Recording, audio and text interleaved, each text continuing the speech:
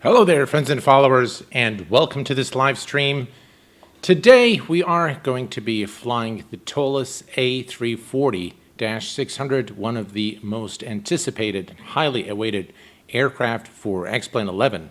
I want to begin by welcoming you all on the stream. I realize for a lot of you today is a working day. It is a holiday here in Kuwait. It is Friday night, 8 p.m. And I'm very delighted to be broadcasting live today from Kuwait City. We are in the City of Lights in the United States, no other than Las Vegas, Nevada, at exactly McCarran International Airport. This is where we're going to begin our closer look at the Toliss A340, and we're going to be doing a flight today to Seattle, Washington. We're going to be cruising at about 38,000 feet with an approximate flight time of 2 hours, which should be sufficient to give us a lot of time to talk about the aircraft and do a cabin tour. And I will also give you my thoughts and my remarks on the Toliss A340. So without further ado, ladies and gentlemen, let us begin. The first thing I'd like to do today is I'd like to take a look at the 3D modeling, and this is something I normally do in all my reviews. We look at the 3D modeling, at the texture work, and then we're going to hop into the cockpit and we're going to look at the interior. And we're going to be performing a full flight today, so it should give us a very good look at the aircraft in terms of its systems, the look and feel, and just about everything that Toliss has integrated into their latest release of this add-on for X-Plane 11. So here's what we're going to do. First is we are going to be taking a look at the 3D model. And of course, as Toliss indicates, this is an officially licensed product by Airbus. But what this means, it's not certified by Airbus. It is licensed by Airbus, so they have a license to actually use the word Airbus, and of course they probably have access to the actual aircraft dimensions, and they can build then a model that is to scale. The first impression on the Toliss A340 is definitely the exterior model is something I really appreciate. It's a very authentic model. It's very well built, and if we look at what did I do here? So let me go here. Let's see. There we go. So we are going to take a look at everything in closer proximity here. So if we look at the beautiful engines, they are very well modeled. The aircraft fuselage, of course, the 3D model itself is very authentic. It looks pretty much like the Airbus A340. Now, on the fidelity, the texturing is not where I'd like it to be for an aircraft that cost $90, almost $89.99. So a few things, for example, if you look at now, of course, what I'm baselining this on is what I regard as the industry benchmark, the i9 builds. The INI builds is great in terms of their 3D model, the texture work. So to me, they've set the bar very high, and I expect any odd add-on to at least match the quality, especially for the asking price of the plane. So if you look here at the round edges, they're not exactly round, so there is a bit of jagged, the circle isn't really here. Let me just zoom in so you can see there's some jagged lines there. It doesn't really look very good when you zoom in. And then also what I've noticed is if you go to this Airbus logo here, again, it's kind of low resolution. You can see the lines here. They're kind of jagged. Not too bad. I mean, not a deal breaker for me. But then if I'm going to ask for a $90, then $90 for an add-on, then it better be perfect. So on the texturing, I have just a few comments, but the model itself is absolutely gorgeous. And if you look at the landing gear area, right here, just look at that. That is very, very detailed, looks good, and very well textured, very well modeled. And you can see the details here, beautiful details really.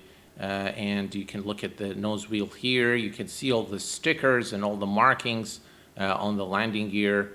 Looks fantastic. Again, very good use of PBR.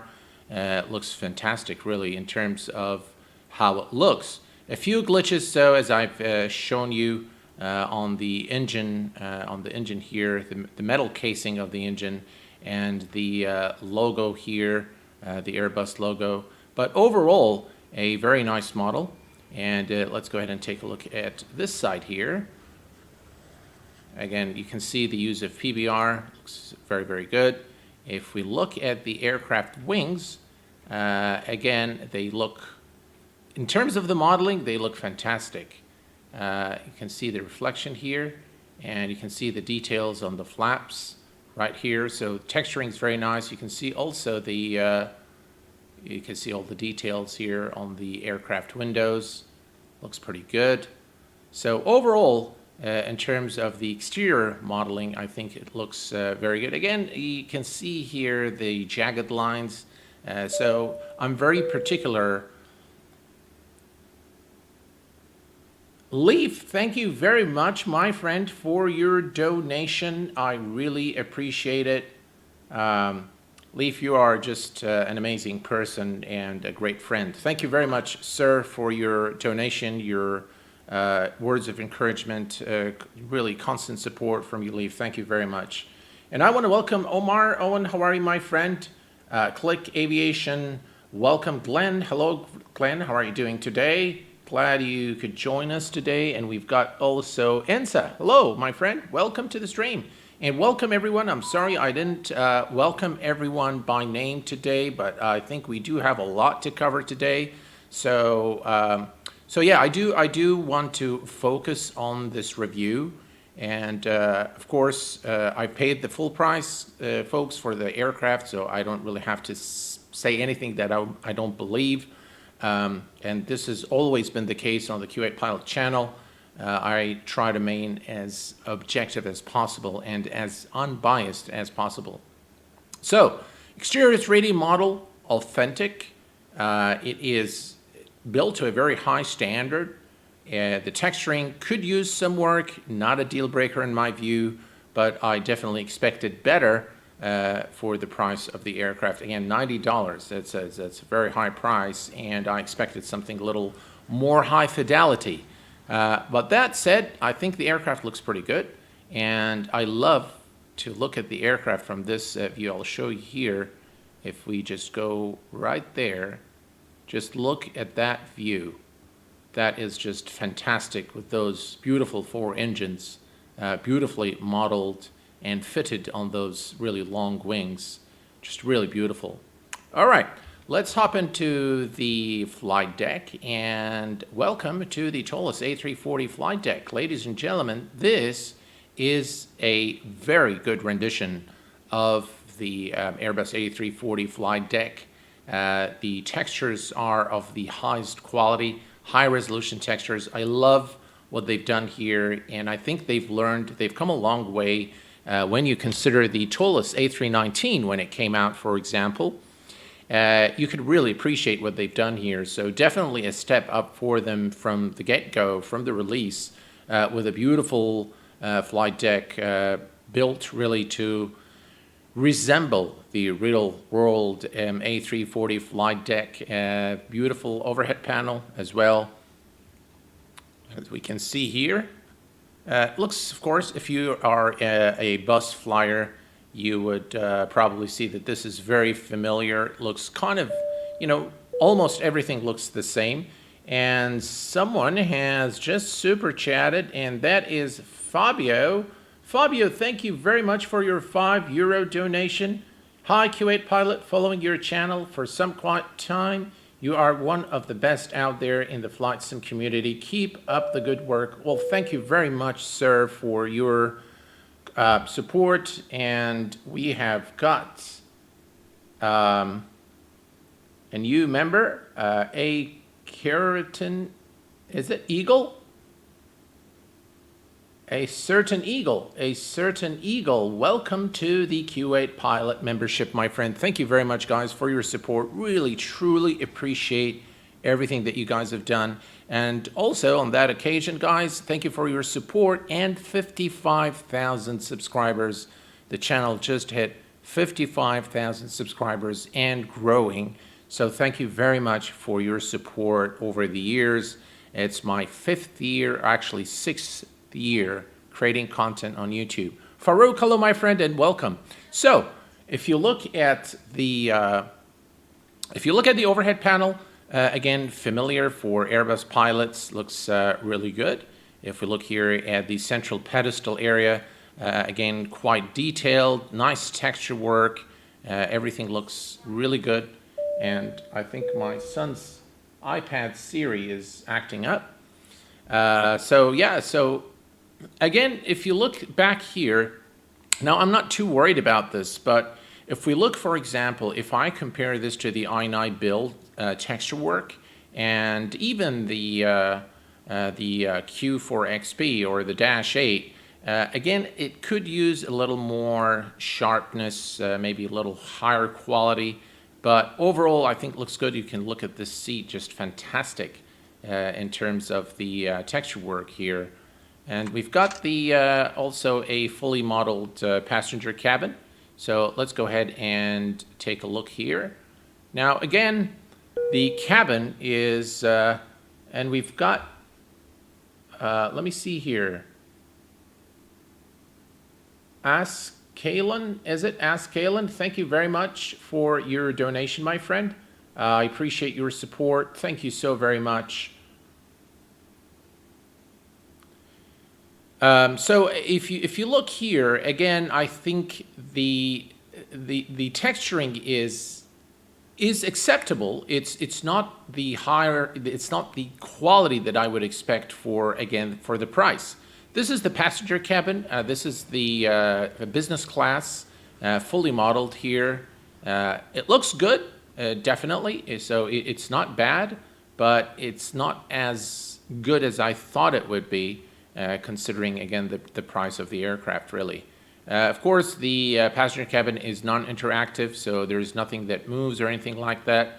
But still, I think a very good effort by Toliss creating the entire, and for a wide-body aircraft like this one, probably anything higher than this in terms of quality, it would probably affect the performance. So more polygons, more VRAM usage would probably make this aircraft's performance not very good. So I think it is a good compromise between quality and performance, and they've done a reliable job in really representing what the real aircraft would look like. Now, if you go back here and we take a look at those engines, just look at that. Beautiful, just absolutely gorgeous. The engine modeling is gorgeous. I wish they've paid a little more attention to the texture work, but overall, I mean, from a distance, you can't really tell the difference. I'm just really a very detailed person, and graphics is something I really appreciate. So yeah, I mean, it doesn't really matter too much But yeah, that's the passenger cabin. Everything is looking good here. Reasonably well-modeled passenger cabin, without a doubt. Non-interactive nonetheless, but still acceptable in my view. Now, back to the flight deck. Now, the thing I liked about, and we have a new, we have, is it Matrasov? Matrasov, thank you very much, sir, for your $20 donation. I really, really appreciate it, my friend. Thank you so very much. That's very, very generous of you. Thank you, sir. Really appreciate all the support you guys are giving me and the Q8 Pilot channel. Really appreciate it.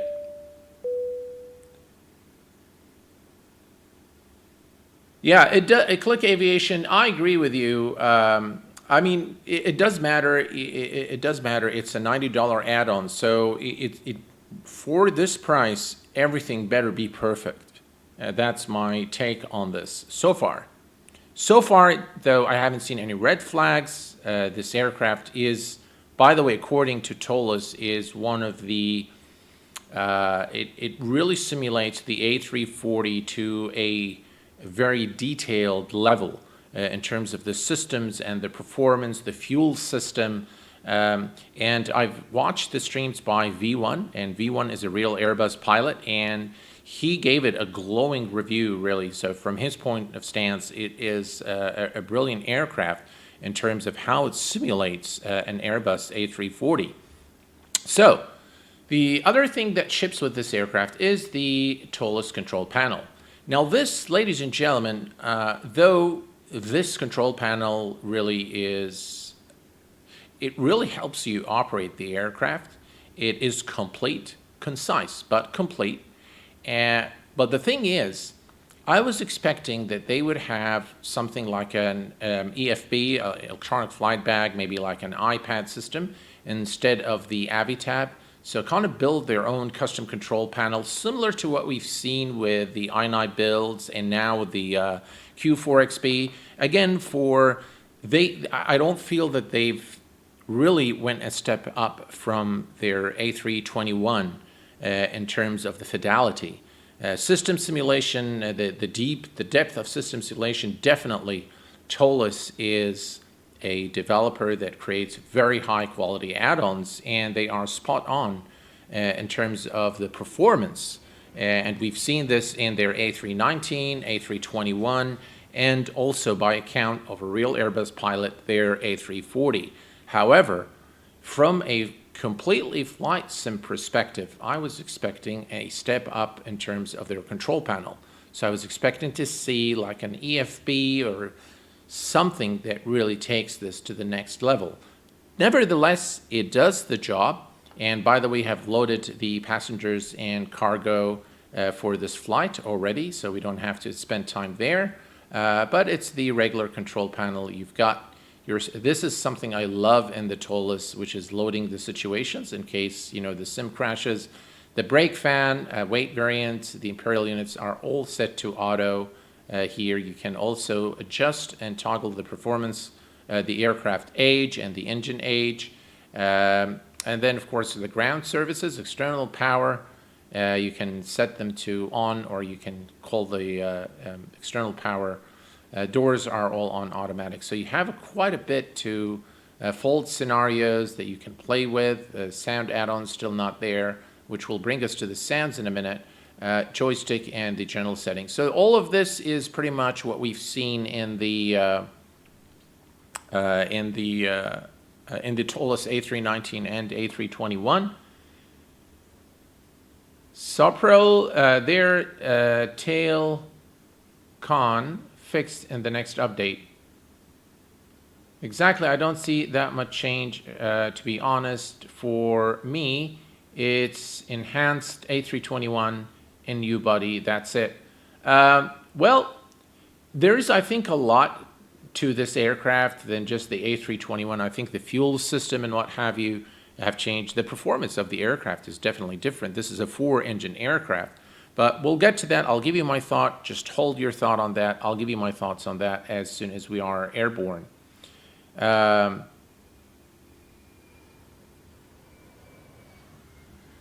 Yeah, so that's another thing I was a little disappointed to see the same control panel. Now, the biggest disappointment so far in this aircraft has been the sounds. Now, the sounds are the sounds they took from their A319, and here, you can hear this. Yeah, these are not the sounds of the Airbus. So those are the sounds they took straight out from the A319, the default sounds, the same default sounds you find on the A319 and A321. So, I mean, in terms of just when I look at this aircraft and I look at the price and I get those default sounds, I kind of thought to myself, what? Why? Why would I charge this much if I still have to probably, I'm sure, a BSS sound pack is going to come out for the Toliss, just similar to A321 and the A319. To me, that's a big no-no. If the aircraft is going to cost this much, it better have realistic sounds, F-mod sounds that are realistic. Probably, if you don't have access to the aircraft, to a real aircraft to record the sounds, that's perfectly fine, but it must have something high fidelity to justify the high tag price. That's my view. And of course, you guys don't have to agree with me, but that's my stance on the sounds on this aircraft. They are terrible considering the price. All right, so that said, we are at Las Vegas McCurry International Airport. And with that, let's go ahead and take a look at our flight plan.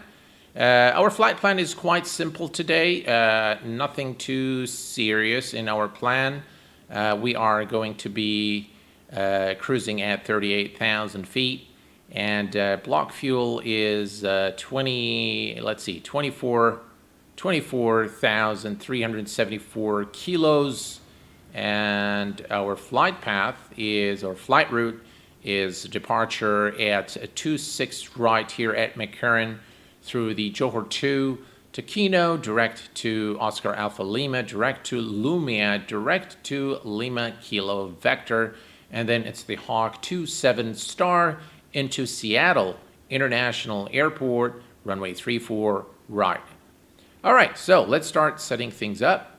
We are going to bring the Toliss control panel first, and we are going to go to the loading performance. We've got everything set up here in terms of the cargo and fuel. So we're going to go ahead to the overhead panel, and we are going to start the external power.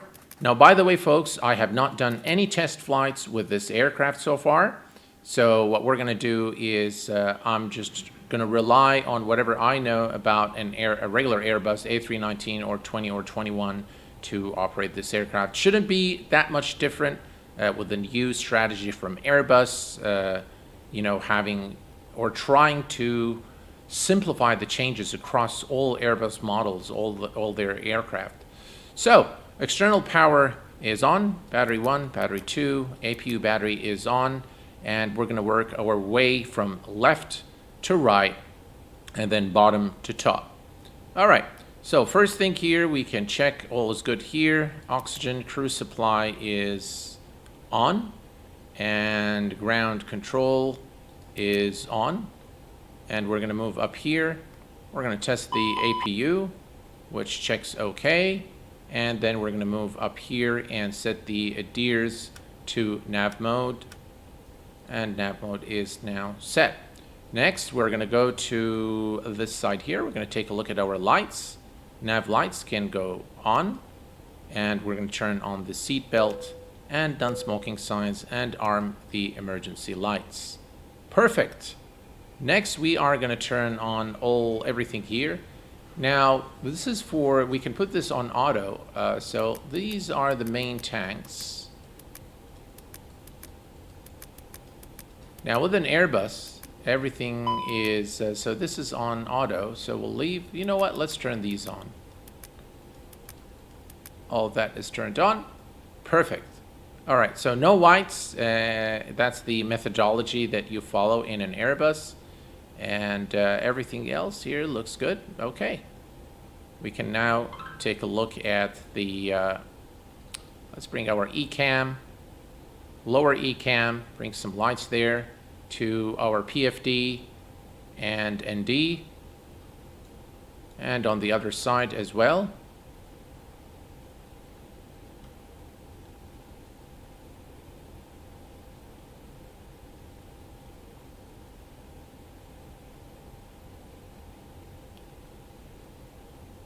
All right.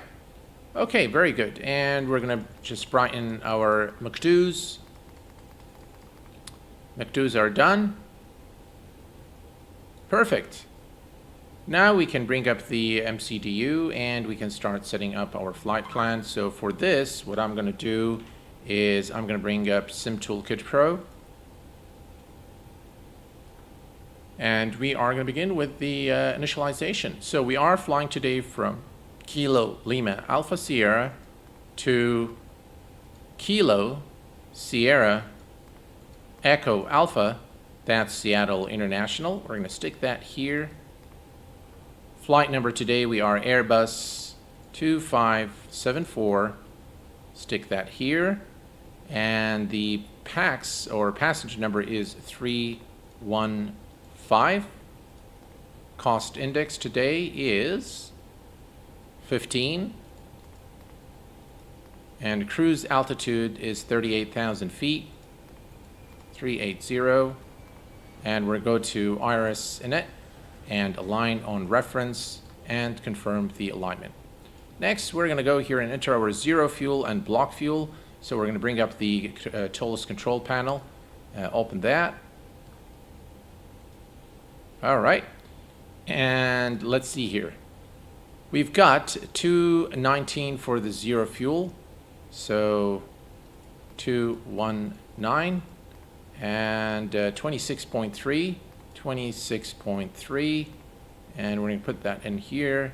Block fuel is 24500, so 24.5 for the block fuel, and we've got our information set up there. Perfect. Next up, we are going to go to the flight plan. So, flight plan is departure. We are going to be departing. Let's take this away now and bring some Toolkit Pro and take a look at our plan. So our flight plan is quite simple. 26 right for departure. 26 right through the Joker 2.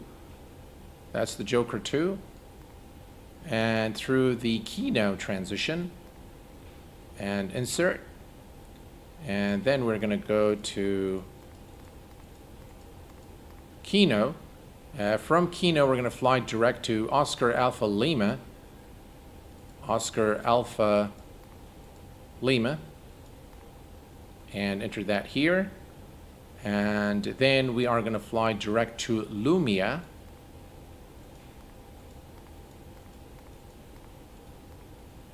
Lumia is there, and then we're going to fly direct to Lima Kilo Vector.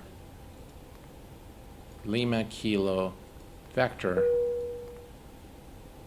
And then it is our star into Seattle. So we're going to insert that, and then our destination, Seattle, arrival into Seattle. We are performing ILS runway 34 right, ILS 34 right. And that's the Hawk 2 or the Hawk Zulu 7. Hawk Zulu 7 is our star.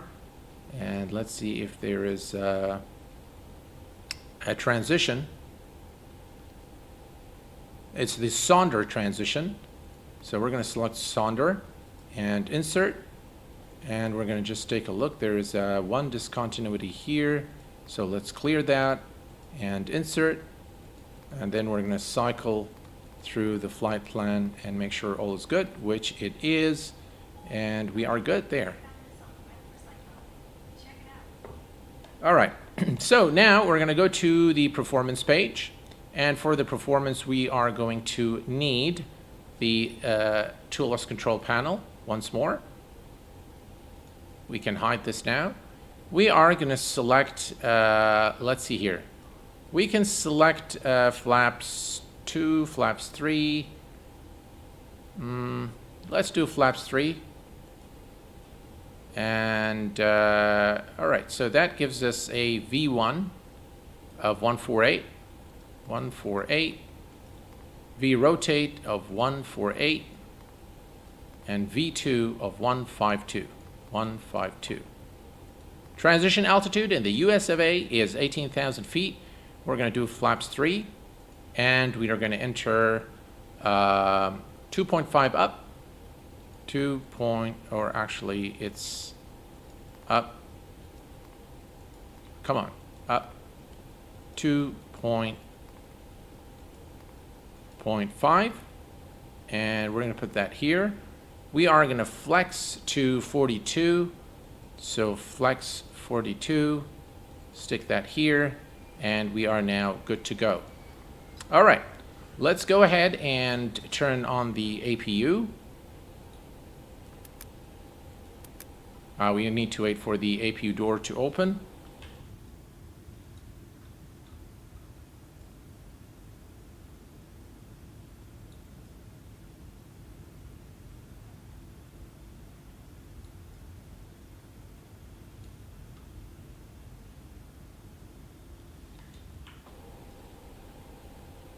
All right, APU now is, you can see now the APU is turning on. I love the fact that you can pop all these screens out, so for better view. So that's something I really like in the Toliss.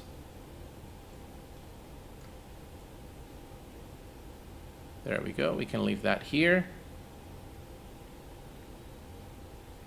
Alignment in 2 minutes, just in time for us to start the aircraft and get going.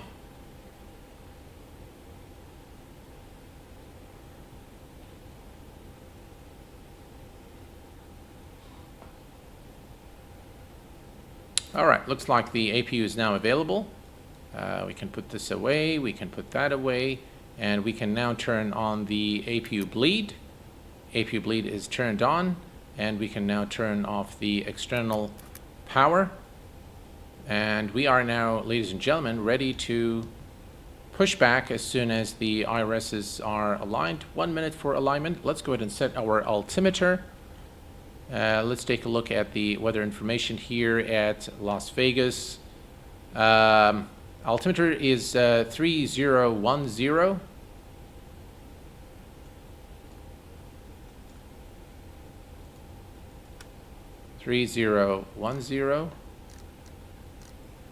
And we'll do the same here. 3010 is now set. And we'll do the same here. 3010. And that is set as well. Perfect. All right. We just wait for the alignment and we're good to go. We're going to turn on the beacon and plan our pushback. Beacon is now turned on. And let's go ahead and go to better pushback. Ground to cockpit. Please show me where you want to go. All right. And we are just going to push the aircrafts. Let's see.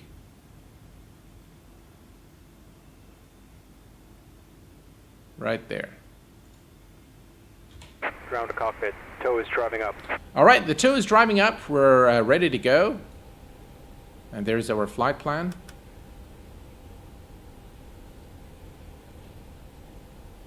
All looks good.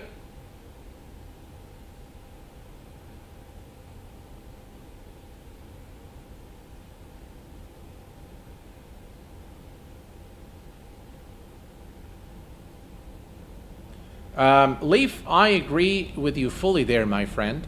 There is definitely a lot of work that has gone into the Toliss. Definitely the fact that it ships without any glitches is commendable. It is an indication of the high quality that Toliss brings to X-Plane. Okay, all doors and hatches are closed. Ready to connect. And I love the fact that, that on release, there are really no issues. So, it's indicative of very good quality control and quality assurance, for their add-ons. So I'm really excited to fly a 4-engined aircraft without a doubt. And if I were to compare this with the JAR design, for example, there is no contest between the two aircraft. I mean, though it's a different variant of the A340, but this one is definitely something that is really very well made in terms of the system simulation and even the fidelity. Release parking brake. All right. So the other thing, by the way, is I don't think that the weather system, that there is a custom weather system in this aircraft. So, but anyway, let's go ahead and release the parking brake.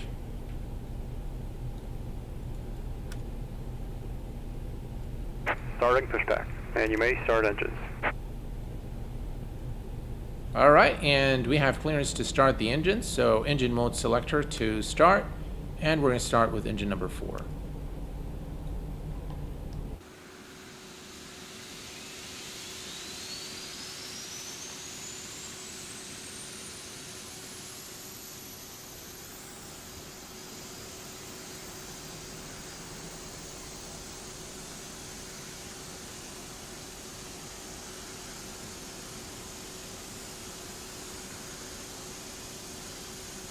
That looks fantastic. Just look at that.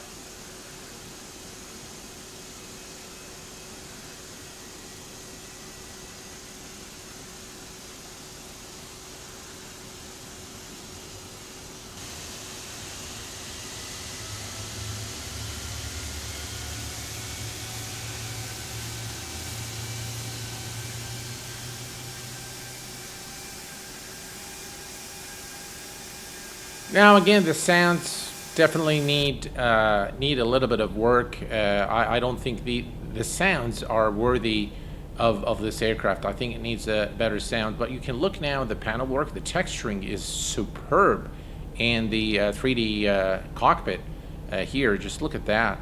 Just absolutely gorgeous. I absolutely love the texture work of the cockpit. Very, very well made. Again, Airbus colors. I love it. I absolutely love the 3D cockpit. Yeah, but Felix did most of it in his spare time. Toliss is a business. There are always more variables to a price that we as a community don't know about. Absolutely, Glenn. I completely agree with you. Look, I will tell you this. I've been a developer for many, many years during the beginning of my career, and the number of hours that is put in this aircraft is probably substantial. And yes, you need to compensate the developers for their time. And let's go ahead and start engine number 1. So I do agree that there is a lot, but let me tell you from a consumer point of view. From a consumer point of view, I could care less about how much work has gone into the development, right? I care about the end product. As a user, I am going to expect a very high fidelity add-on that is going to enrich my experience inside the flight sim. So while I am very respectful of all developers, all the work that they do, what I communicate to you guys as the consumers is my absolute objective, non-biased view Set parking brake. from a consumer perspective. If I'm going to pay $90 for an add-on, I don't really care how many hours the developers have spent, right? Because that's in the past. Whatever they've done, and that's fine. But I'm going to be using this product. I'm going to be paying the hefty price, so I want to enjoy it. And if I want to enjoy it, I would expect, high fidelity texturing, high fidelity sounds. I would expect it to be user friendly, well thought of. So all of these things are a must for, you know, the expensive add-ons. So yes, while I do agree with your point that there's a lot of work that we don't know about, but it doesn't really matter. I remember in my days, I used to spend hours and hours and days and really long hours programming the online banking system for one of the banks here in Kuwait. And, you know, when after spending so much time, you know, the business would come and tell you, oh, we don't like what you've done. Well, see you And next it's time, like, and have a safe flight. you know, you would just give them that look, you know, that it's like, what are you talking about? You know, I've spent like 6 months working on this, and now you're telling me you don't like it. And so I completely understand where you're coming from, and I understand developers, I understand their mentality. And we're not saying here that this aircraft is no good. We're just saying that we expect better for the tag price of the aircraft. That's what I'm saying. Just look, the texturing is just phenomenal. All right, let's go ahead and start engine number 2. And in the meanwhile, we can set auto brake to takeoff. And let's see here. We're going to arm the emergency brakes or the speed brakes. And we're going to set flaps 3 for departure. 1, 2, and 3. There we go. Now, one of the nice things in this aircraft is you've got a taxi camera. So we can go here and select the taxi camera right here. There we go, taxi. You can see this now. Cool, huh? I really like that. All right, we're starting the engine number 2. And once engine number 2 is stable, then we'll start engine number 3 and, or I beg your pardon, engine number 3, and then we'll be good to go. All right. So if we come down here and set our transponder, standby, actually can put it on auto, and we'll set this to TARA. We'll leave the transponder code as 2000.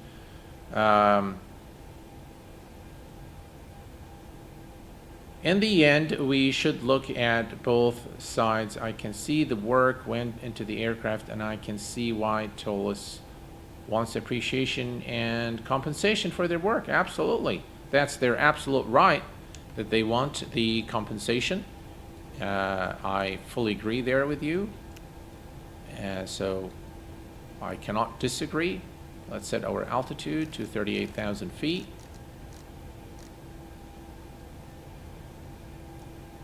Okay. All right. We are good to go, folks, and I think we have a good start on engine. It's still starting. There, we can take a look here.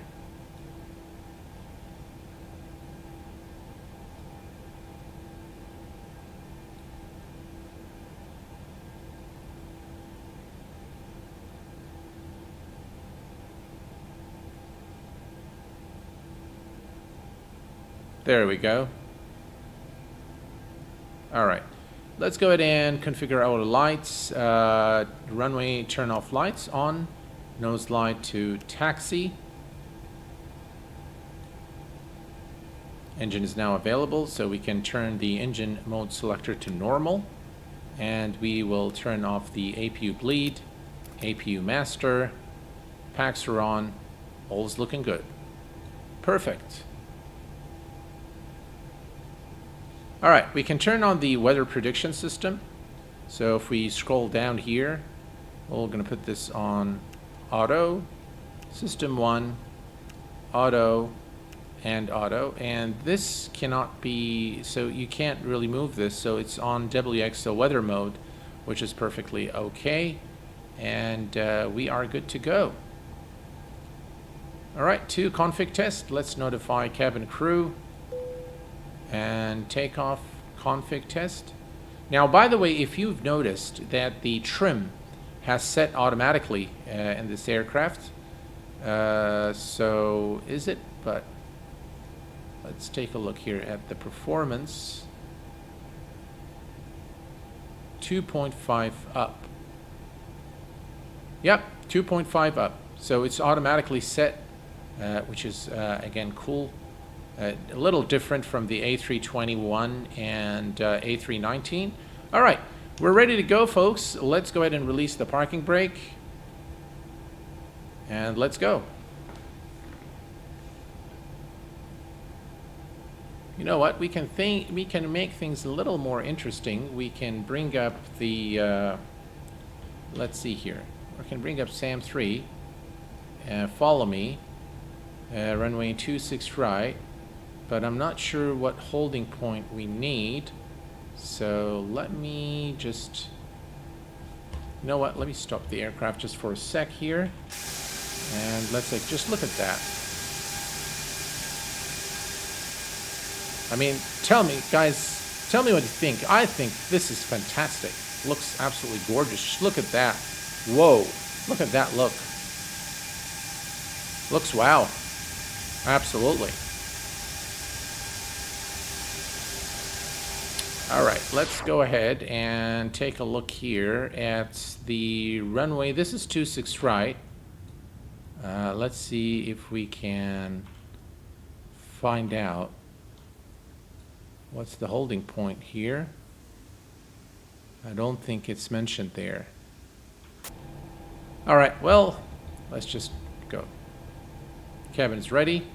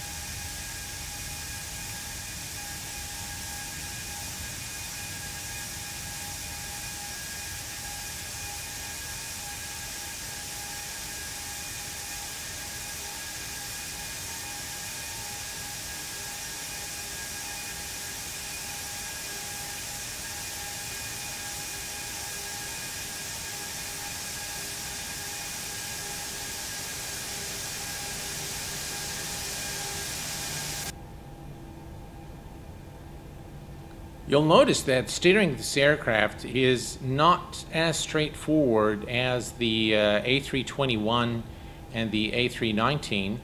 So it takes a little bit of practice to properly steer this aircraft on the ground. But yeah, it's something that you will need to practice a little bit. It takes a little bit of time to get it right. Holding point A2. Oh, thank you very much.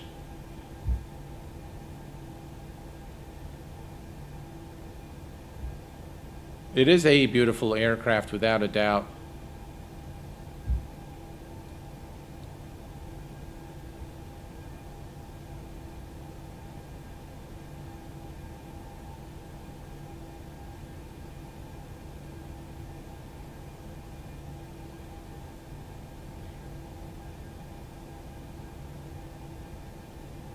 I love the taxi camera, and by the way, you can set it here or here.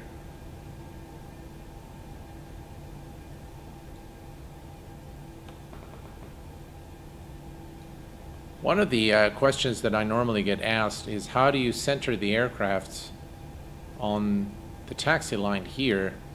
And if we turn off the taxi camera, so what you want to do is you want to line this arrow here with the line, and you should be on exactly on the line. So if we let me show you this.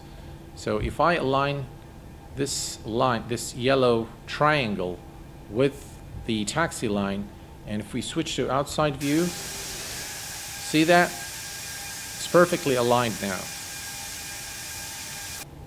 So that's how you do it. And that's our runway right here, 26 right. So we're gonna go all the way and make the right turn.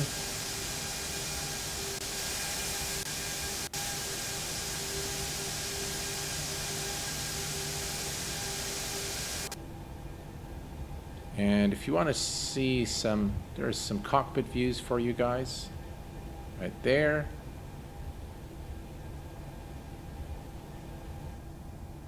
Wing view, engine view, beautiful, just absolutely beautiful.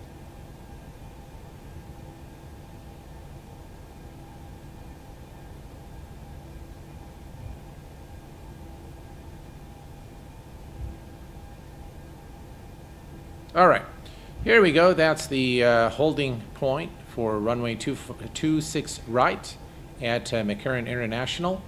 We're going to bring the aircraft to a final stop and set the parking brake. All right, parking brake is set.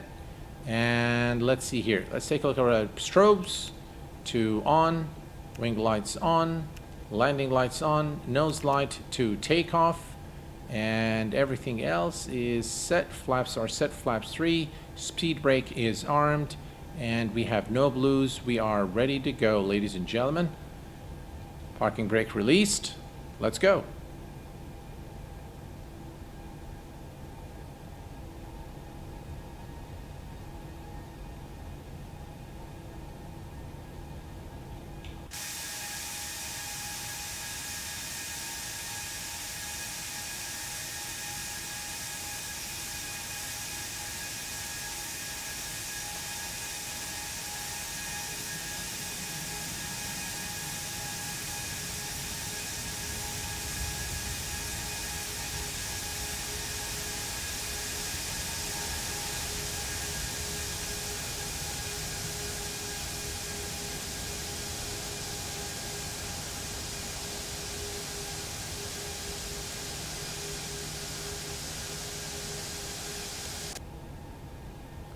All right, folks, we are ready to go. Let's go ahead and bring it to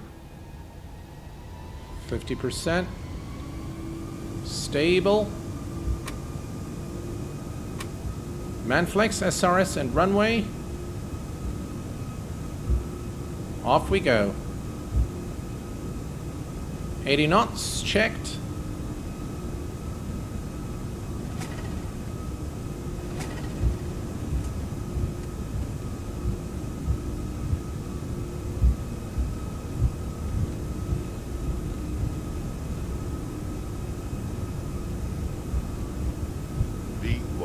Rotate. Positive rate of climb. Gear is going up.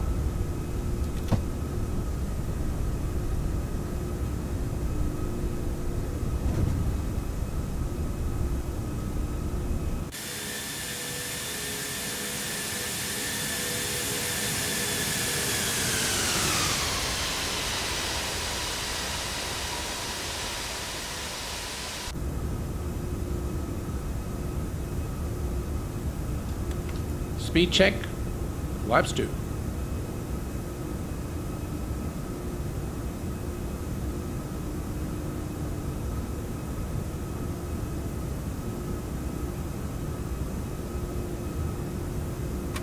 Thrust climb is set.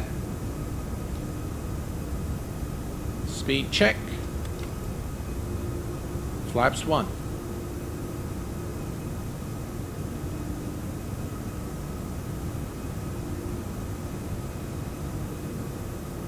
Beautiful scenery by Fly Tampa of Las Vegas, McCarran International, and the surrounding area. And we're heading into Orbex now. True Earth. Right, Autopilot 1 is coming up. Autopilot 1 is now engaged.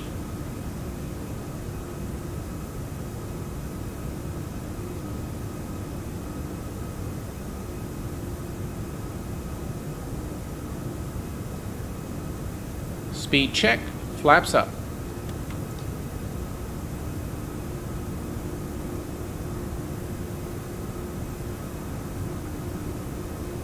Let me lower the, not sure if you guys, if I'm audible, that's fine. I'm gonna reduce the volume on my headset. Right, of course, the aircraft is gonna climb to 250 knots, the allowed speed below 10,000 feet.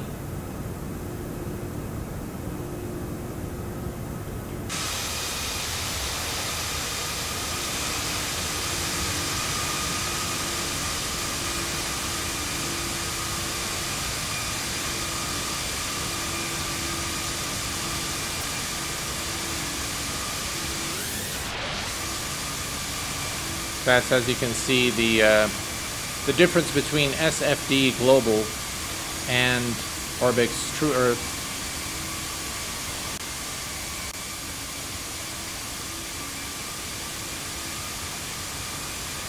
Beautiful aircraft by Toliss.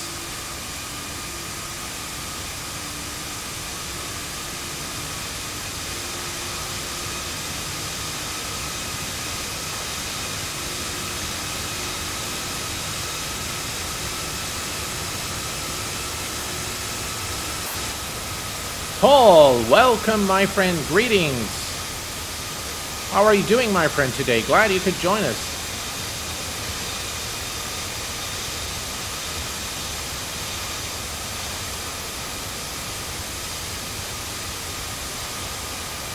I love the wings of this A340 by Toliss.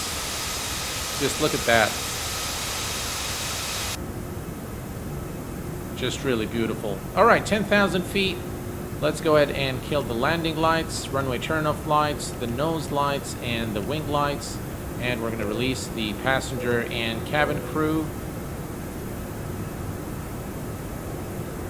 Ground spoiler. Disarmed.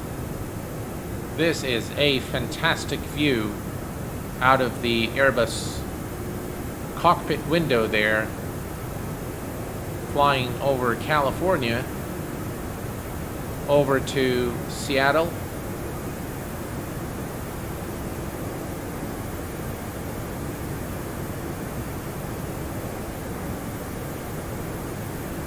Wide wingspan for sure.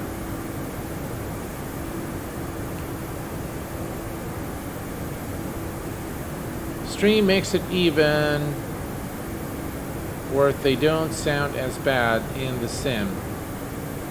Worse, I get you there.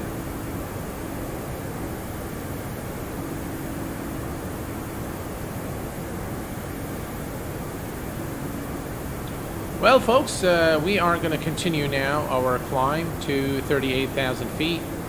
Looks like there is a restriction here at 11,000. And then we should continue our climb in 4 nautical miles to the final cruise altitude. So, yeah. Just look at that, folks. Beautiful, beautiful scenery of Orbex, True Earth, California.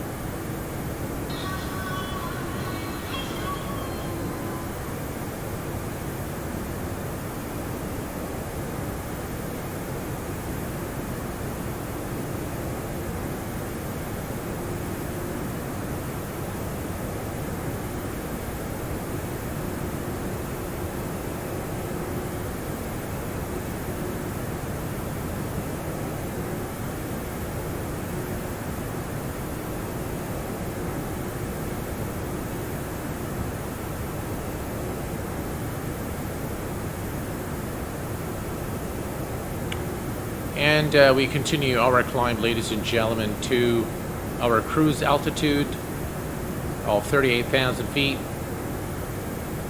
What is the transition altitude? 18,000. In the United States, it's 18,000 feet.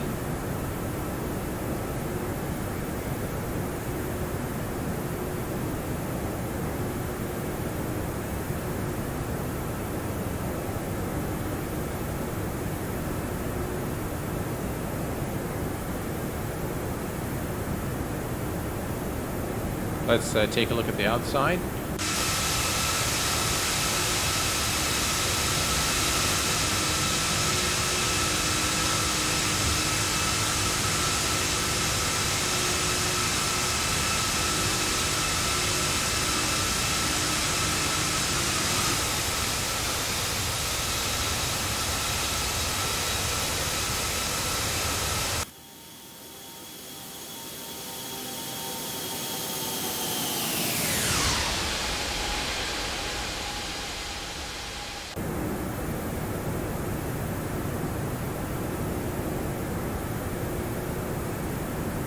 Benny, hello my friend. Do you know if Orbex add-ons will be compatible with X-Plane 12? Well, I don't know, but I would assume that they will make it compatible as soon as it comes out, but that remains to be seen. I'm sure that Orbix will work with Laminar to make it work. Miss Spa, how are you, my friend? I'm from Dubai. Well, welcome.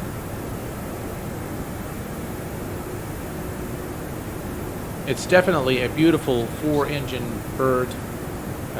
Transition altitude and barrel reference sent to standard on both sides. Let's put the terrain here. Again, guys, from the perspective of the actual development, the biggest thing for me in this aircraft that I was expecting to see is a new EFB and high fidelity sounds. Those are the two things that that I was expecting for this really high price of the aircraft. And hopefully those will be future developments, because the last thing I want to do is pay another $20 for a sound pack for this aircraft. Do you know what INI Builds is planning apart from the A380? I have no clue, but I do know that INI Builds have a kind of a sister branch developing scenery, the INI Scenery. So I know they are developing a lot of scenery. I know that they are bringing their A310 to Microsoft Flight Simulator. So that is definitely going to be a game changer in the world of flight sim, because the A310 by INI Builds is really a remarkable aircraft. Very well built, high fidelity, everything is just perfect, is done to perfection, really. And so is the FlyJSIM Q4XP, which I've streamed a couple of days ago. Just really a fabulous aircraft, one that is outstanding in terms of system simulation, texturing. Everything is just done to a very, very high standard. And I really, the Dash 8 Q400 remains to be one of my absolute favorite aircraft. We have got with us Ahmed Al Hassan, who's just subscribed. Welcome, my friend. Do you know the release day of the Q4XP? Well, it could be actually either tomorrow, Saturday, or Sunday. So in the next couple of days, definitely the Q4XP will be available for the public, and hopefully you guys would be able to enjoy it. Woody Q8 knows you have to. Yeah, no, I mean, that's fine. I mean, that's okay. It wasn't a trick or anything like that, but hopefully it'll be in the next couple of days, either Saturday or Sunday is my best bet. And I'm also pleased to let you guys know that the official trailer of the Dash 8 Q400 has been developed by myself, and it has been handed over to Jack himself. So I assume that once that since the official trailer is finished, then the release is imminent. So maybe a couple of days. So guys, just stay tuned. We are reaching now the top of climb. 38,000 feet is our final cruise altitude today. And by the way, we're going to have Orbix throughout our flight now. I have Orbix True Earth for Florida, California, Oregon, Seattle. So it should make for a rather beautiful scenery along our route to Seattle today. And of course, at Seattle, I have the Jaworski Seattle airports, so we should also have a nice airport to land at Seattle. And if you guys are interested in knowing the route or the arrival departure airports, so you can type !DEP !ARR !route to get the links to the departure arrival airports as well as the route that we're flying. Do you know any release date for the 77 or 787 from Flight Factor? I'm really wishing to fly them. I have no clue about that.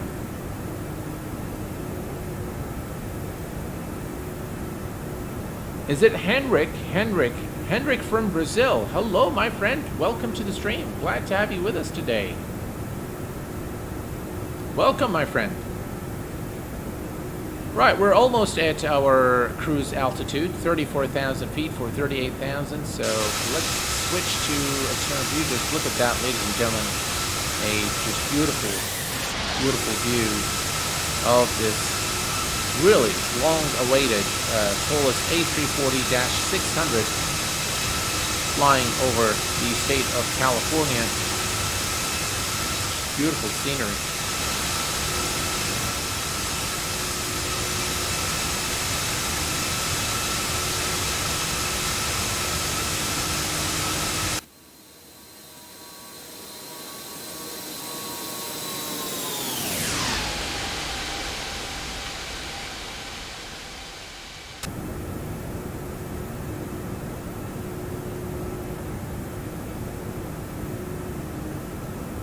Simlog TV, are there even any A340s in service anymore?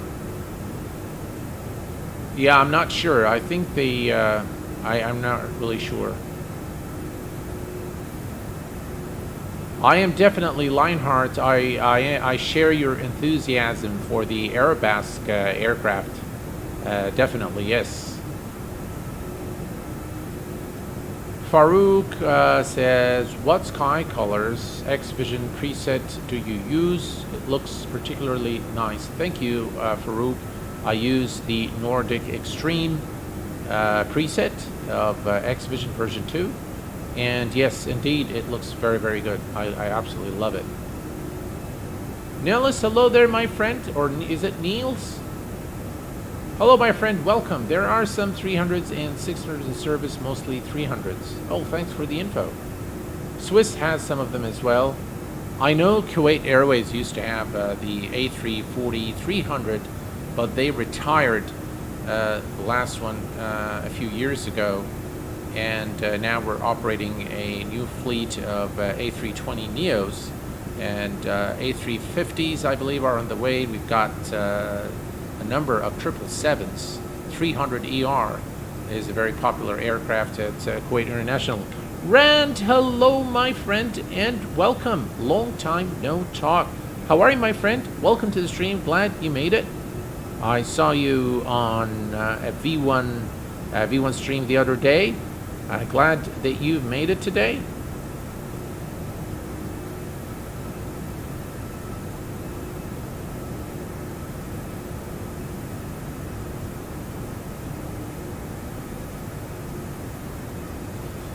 All right, we are now, ladies and gentlemen, at our final cruise altitude of 38,000 feet, and it's a good time for us to take a look at the cabin. And this is the first officer view, and this is a view of the cockpit. Here, let me change this a little bit here so you can take a better look at the cockpit from different views. Right here. Maybe we can bring it a little bit down right there. That's a fantastic view of the cockpit right here. Central pedestal, the MCDUs, the lights, overhead panel,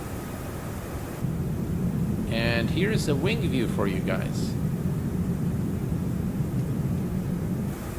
Engines, look at that. They look beautiful. They just look absolutely fantastic. Again, if they would just work on those textures here and make those sharper, that would be great.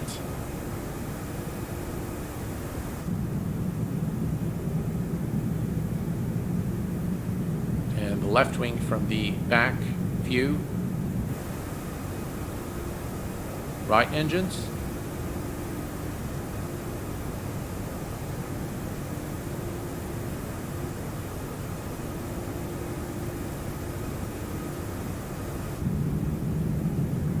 right wing.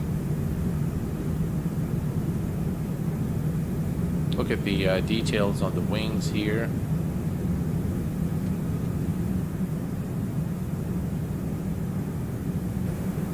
All right, so this is the view of a passenger in economy class. So this is what things look like here, and this is the view of a business class passenger aboard this A340. Here, and we can definitely go and look outside the window. See the engines there.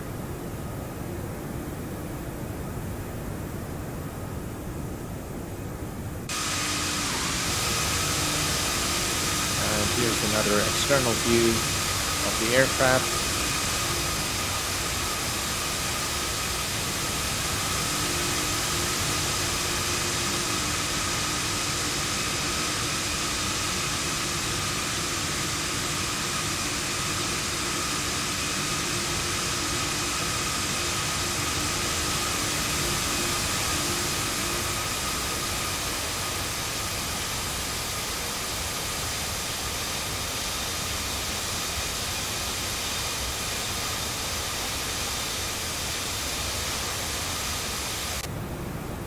And back to the cockpit.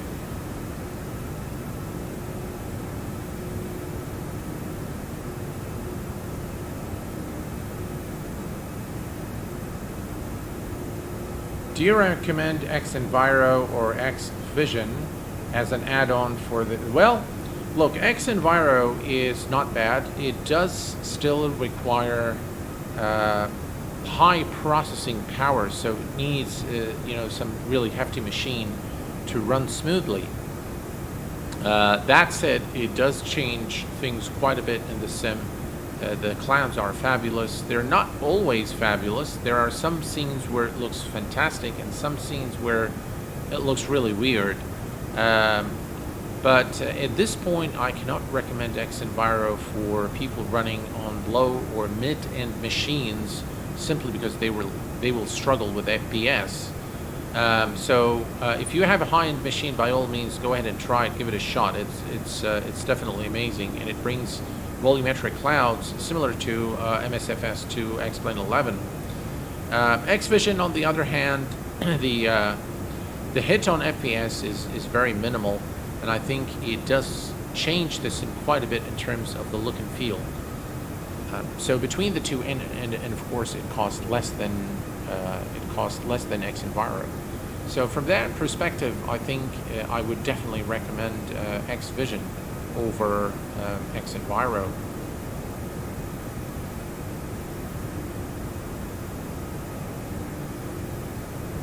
Yeah, it definitely does a good job. Bad weather in Seattle? I don't know. Let's find out. Let's bring up some Toolkit Pro. And let's go ahead and take a look at the weather in Seattle. We're going to go here and take a look at the weather. So weather in Seattle, 0206 knot wind. Visibility is looks like it is bad in Seattle. Scattered at 500 feet, broken at 800. And let's see. Temperature is 8 Celsius, altimeter 3008. It looks like, yeah, we're in for some bad weather in Seattle, but not too bad. So this is Seattle, Washington. And according to the weather map, we are surrounded by some bad weather, and it might affect Seattle a little bit. But as of right now, our path is clear, and it looks good. Yeah, let's see, we are right here. Top of descent is somewhere there. And we can bring up always our do and go to there. TD is in 530 nautical miles. So quite a while before we reach our destination.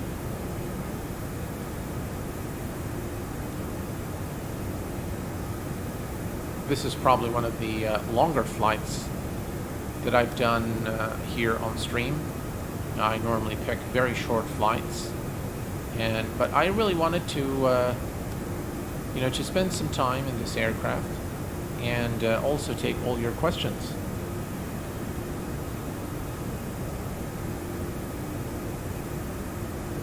Flight Sim Life, welcome my friend. Glad to have you. Max, Rank, hello my friend. Simlog TV, any giveaway today? Today I haven't really prepared for a giveaway, but I promise you guys that once the Q4XP releases, I will be running a giveaway, and I will be giving away 2 aircraft, the Q4XP and the Toliss A340, courtesy of the Q8Pilot channel. So stay tuned, ladies and gentlemen, for the next flight after the release of the Q4XP.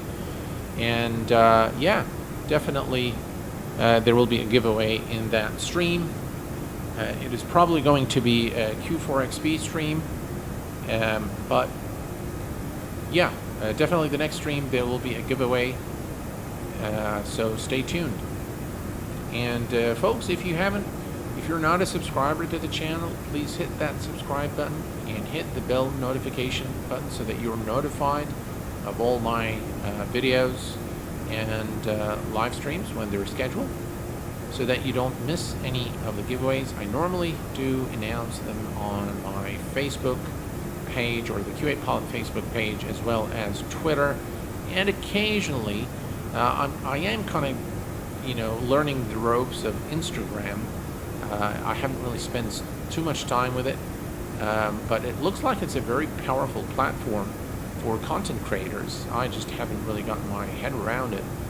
But occasionally you'll find me posting things on Instagram to announce whether I have a live stream or there is a giveaway of some sort. So yeah, be sure to subscribe to the channel. And my Instagram account is Q8Captain74. And Twitter and Facebook, actually Facebook page is Q8Captain74. And Twitter is Q8Pilot74. So I lost my Q8Pilot usernames during the period where I stopped making videos, and I've deleted my accounts at the time. But yeah, I've gotten those now that can't work. Good evening, Lightspeed Cruise. Welcome, my friend. Glad to have you with us on the stream.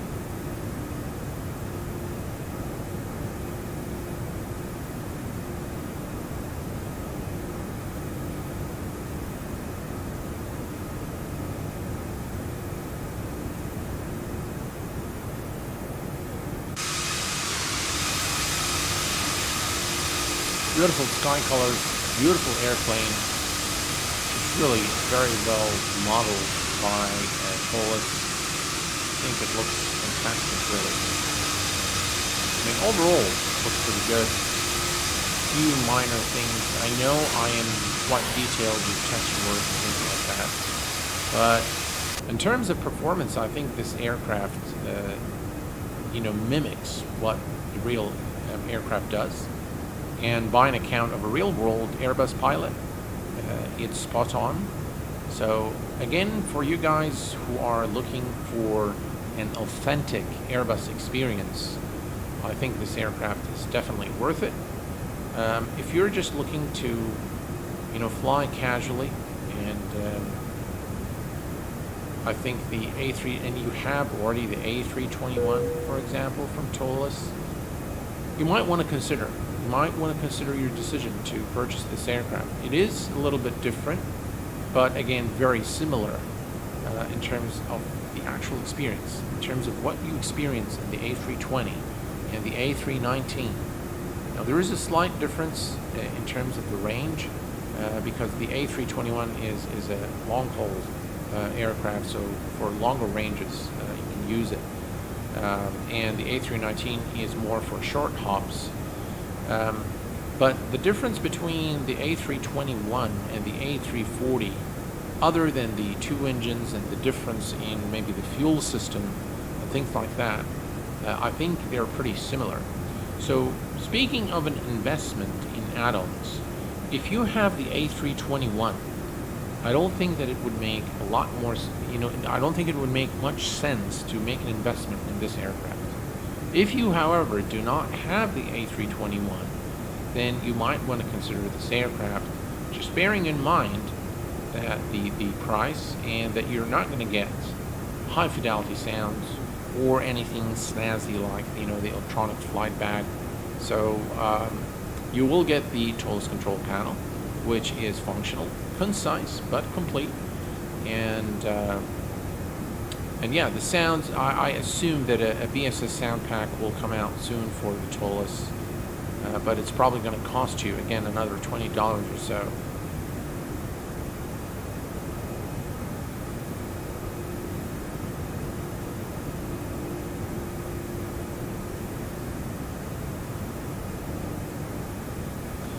That actually is an interesting thought. I wouldn't spend any money on X-Plane 11 environmental add-ons at the moment. I have them all, and XP12 will make a lot of them obsolete. I think there's probably a lot of sense in what you're saying there, and yeah, unless the developer decides to really upgrade, and it is possible to upgrade, considering, you know, what changes Laminar are going to make to the internal engine, then yeah, it remains to be seen whether, you know, the add-ons are going to survive or become completely obsolete. FS Labs gives me a more Airbus experience, but that's personal. Well, I'll tell you, the FS Labs is a very well-made aircraft. It's a great add-on, if you ask me, and it is a study-level simulation of the Airbus. I think they have the A319, 20, and 21. So they are very well-made. The sounds are phenomenal. Just really every sound has been recorded from the real aircraft and integrated into the sim. So in terms of the experience, it is the kind of all-round perfect Airbus experience in a flight simulator. So I do agree with you there. It is really a very well-made aircraft. Very, very, very nice, and very high fidelity.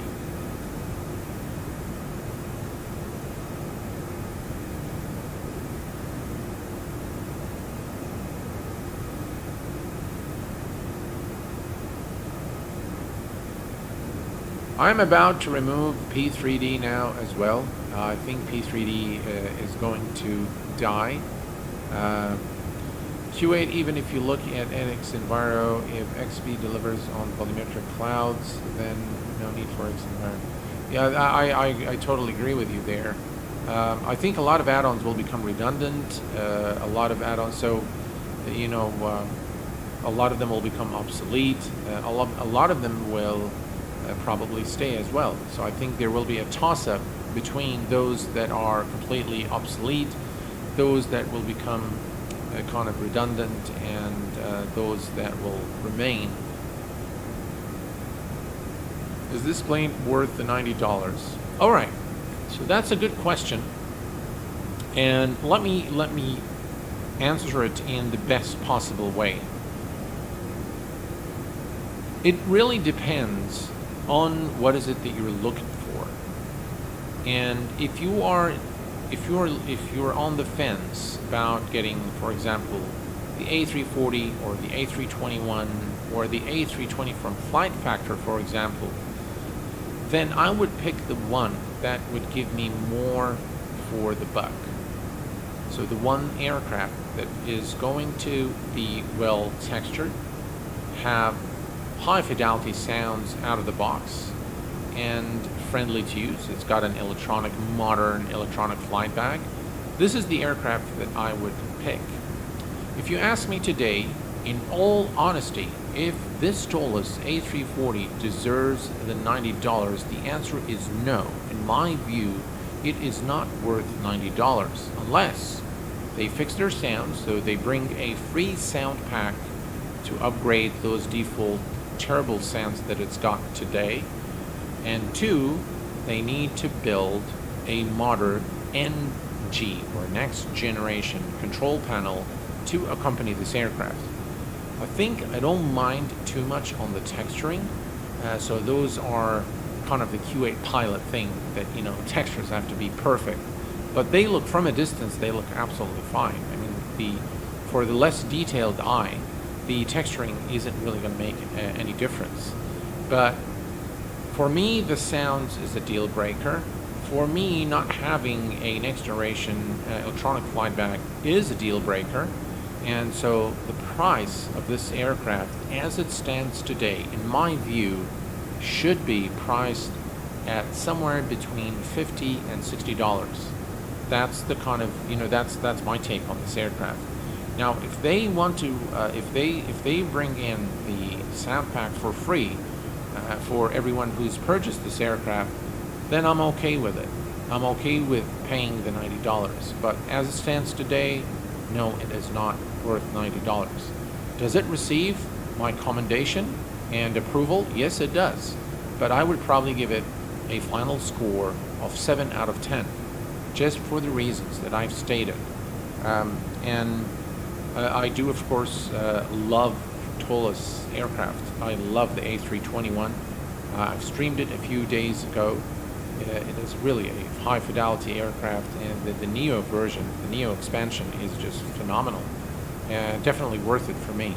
And it brought something new into the flying experience. So, in my view, yes, the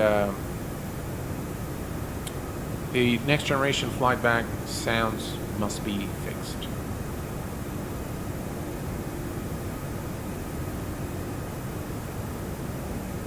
Muhammad, not sure, you can block me or something after.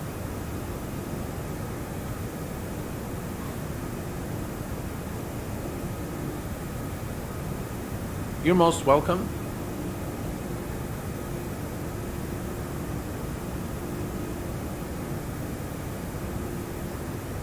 Well, I'll tell you what, I don't see any benefit of getting the A340. It's hardly flown by airlines. It's being phased out. Unless you're a big fan of the variant, I just can't justify it right now. I think there is a little bit of, of sense of what you're saying, Simlog TV, but nevertheless, so if we look at, for example, the classics, the DC-6, for example, right? It's probably not flown anymore. There are a few DC-6s available around the world. And if we look at, for example, the FlyJSON 727 or the 737-200 or whatever the variant was, those are all classical aircraft.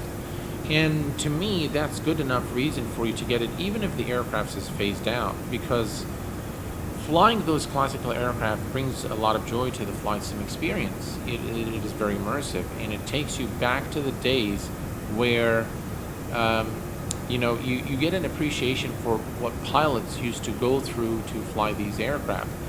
And I would tell you that, for example, if we look at the, what do you call it, the A300 by an I built, and if we look at the 737-300 by IXCG, so most of these aircraft are being phased out. Even the Concorde. So the Concorde version 2, again, fabulous rendition of the Concorde. And flying the Concorde, again, gives you appreciation for what pilots used to go through. So I think if you like to learn about what used to happen in aviation back in the days, I think those aircraft are the perfect addition to your to your hangar. But then if that's not your thing, then I can understand that it's not going to add anything to you. But yeah, I don't think that's a reason for you not to purchase the aircraft. Quite to the contrary, I think that's one good reason why we should get these aircraft and learn what used to happen back in the days.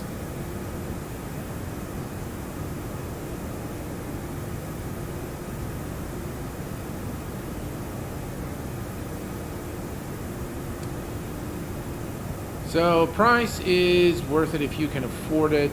I'm enjoying it way more than the A350. I agree, it's more enjoyable. If you have to skip a meal to buy it, or if you can afford one, that's a different story.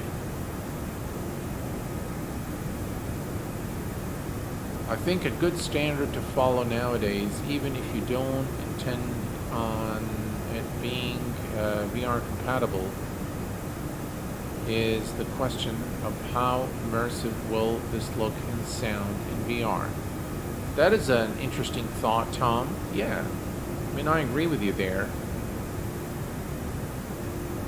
Farouk, I completely agree. The fact that the ASUS 700, which I think is worth getting because it is a unique aircraft with nothing close or similar. I mean, look, I'm sure I'm sure we will agree to disagree with a lot of comments that I've made today. And I'm not sure that, or I'm certain that a lot of you guys will disagree with me, and some of you will probably agree with me, and that's perfectly okay. Those are my views, and the aircraft is right there for you to decide. You know, you can see it here in this live stream, and you can decide for yourself if this is something that is worth the investment or not. But as I've always been on the channel, I try to give you exactly my thoughts based on what I see and report back to you guys. And then, of course, it is up to you to you know, to make the investment or not. I've certainly made the investment. Do I regret it? No, I don't, because for one, I enjoy flying, you know, new aircraft in terms of new in the sim, anything new. I'd like to explore it and take a look at what developers have done and how they've really moved on from, you know, where they were and how they're progressing. That's one thing. So I do have interest in development, generally speaking, but then I also have a lot of interest in Airbuses and Boeings of the world. So to me, it's quite remarkable to see the A340 in this fidelity. And let me tell you, this is a high quality add-on. So this is not a, you know, this is not a low quality add-on. It's a very good add-on to have, and I would recommend it if only either the price was lower or it had better sounds and better EFB. Then definitely it's an aircraft that I would recommend and would give it my seal of approval. Today, in all honesty, I cannot say that I can say yes, go ahead and buy it, unless, you know, you're specifically looking for something like this, and this variant of the Airbus is something that you're fond of, and you really want to learn the systems, and you really want to fly it like a real-world pilot, and you want to go through all the manuals. By the way, it's got great documentation. The tutorial that comes with it is very, very detailed.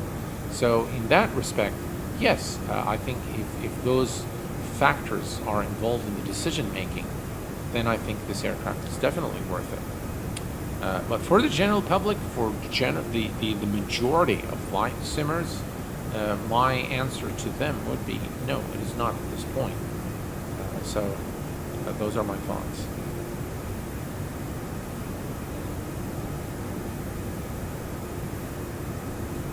Hello. Good stream. Thanks. FPS. Please open settings. Oh, okay. So I can show you guys my settings. They haven't changed. So these are the graphic settings. All right. Haven't changed. And then we can look at the FPS counter. We're getting about 50, 60, 64, between 58 and 64 FPS on average, which is good. The aircraft, you know, in terms of FPS, it's kind of similar to the A321. Not very heavy, but then I have a very hefty machine, so I don't know. If there is someone with this aircraft in a mid-end machine, probably give us a better indication of how heavy or light it is on FPS.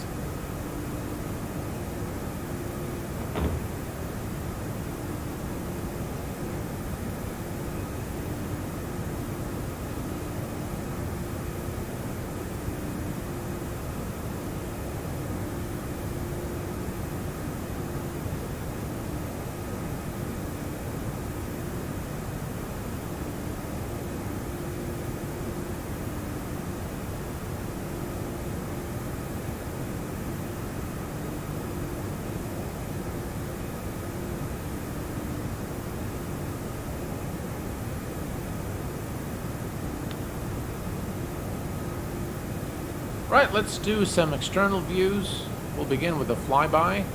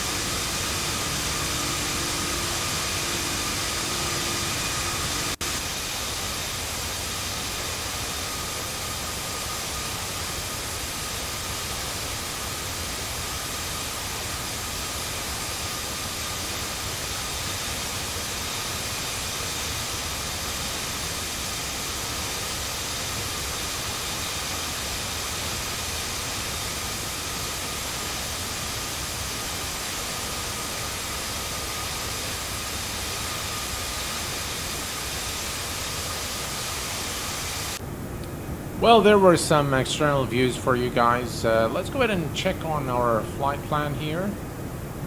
And it looks like we are now close to our top of 171 nautical miles before top of descent. Let's put this on this here. TD. Oh, that's 350. Sorry, my bad. 340 before top of descent, so still quite a way before we reach Seattle.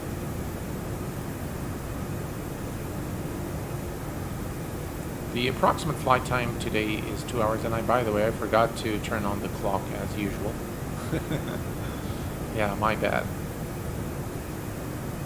Well, yeah, overall, I think things are... The 3D cockpit is where you spend most of your time.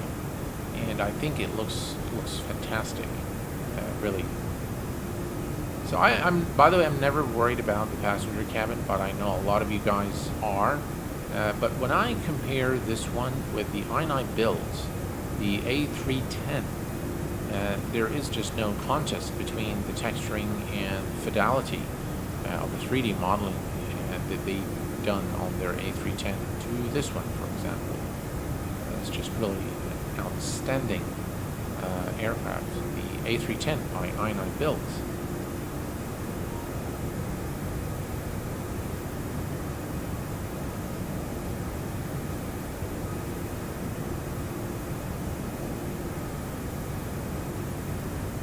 Vidurus 86, thank you, my friend, for your kind words. Appreciate it.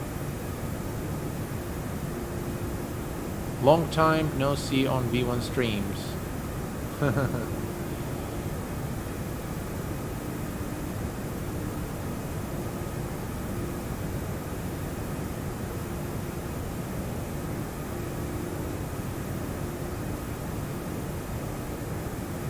Yes, Crunchwrap 69. Yes, sir. Landing this aircraft is not as straightforward as you might think. It's due to the fact that it's a very long aircraft, and it's quite different than than your A321 and A319. So definitely a challenge to land this aircraft. Nonetheless, it's quite fun and it's quite challenging. So if you're looking for the challenge, definitely this aircraft is going to challenge you. It's quite different. So yes, absolutely. I've done one test flight so far, and I've practiced one landing, but I haven't done any full flights with this aircraft. So this is the very first full flight that I do here on stream. But I've practiced an approach earlier today, and let me tell you, it did not go very well. I'll give you that.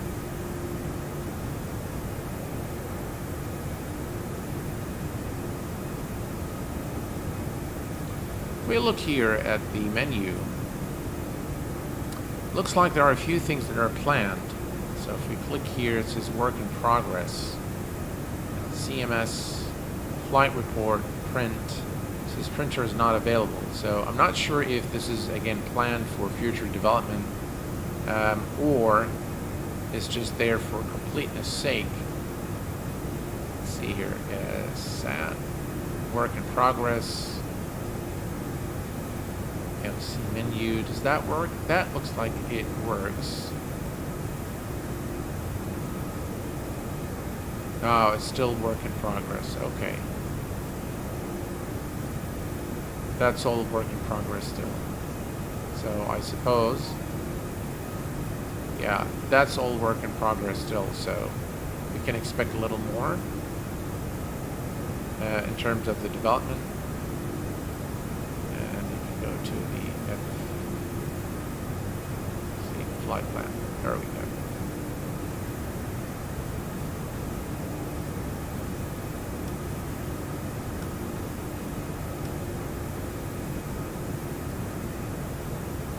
That's, by the way, the top of descent right there.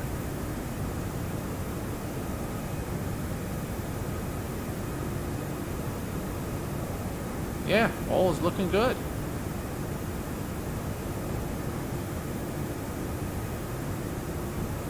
I find it quite annoying products releasing half finished. Well, I wouldn't call this aircraft half finished. Okay, so the main features of the aircraft are operational. The aircraft has no bugs. It flies without bugs, so that's a good thing. So I don't call this specific aircraft half finished. It is a finished product. However, there are features that are planned for development, and it's a good idea to show us flight simmers what to expect moving forward so that there is a roadmap. And so that is also something that you can consider when purchasing the aircraft, is to look at the roadmap. And if the roadmap shows that there will be further development on the aircraft and more features are going to come to the aircraft, that might also justify the price, and it might also change your overall perception of the add-on and the investment that you're making. So I don't think necessarily that it is half finished. I think the product is finished. It delivers on what the developer says it delivers. So all of these features that are not there yet, I think they will eventually come, and they're planned for development. So that's my view on that.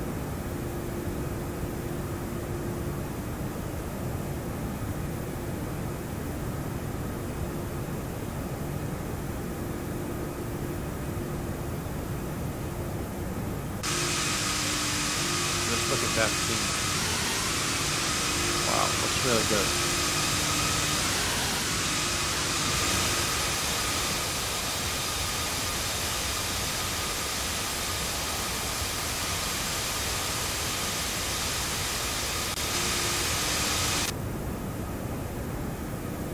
Alright folks, I'm going to take a short break and I will be right with you.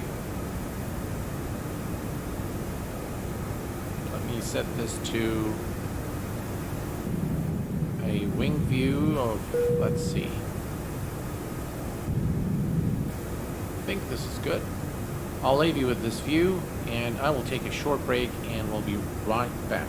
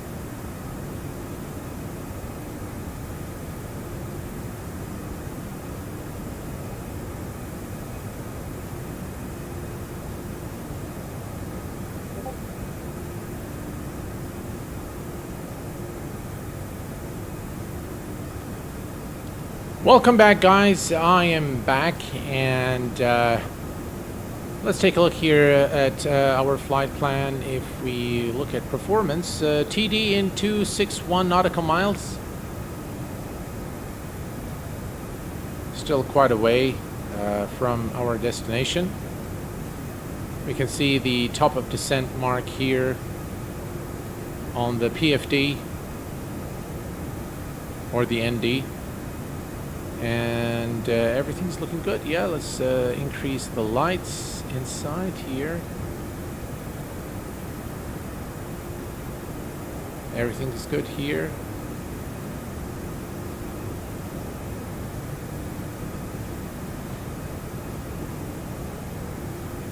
all I need for complete happiness now after the A340 is for PMDG to migrate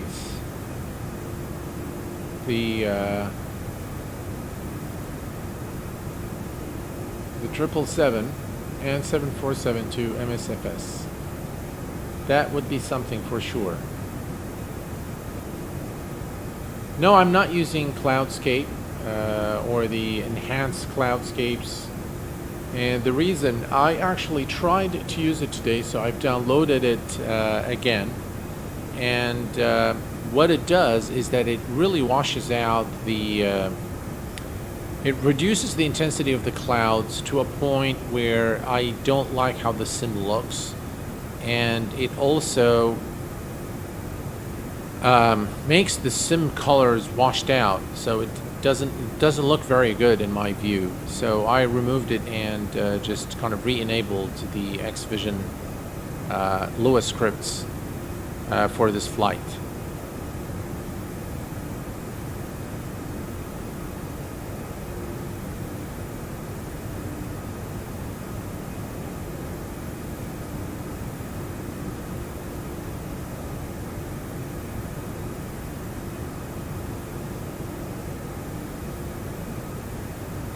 What is the flight info overlay you use called? Oh, so I'm using Sim Toolkit Pro.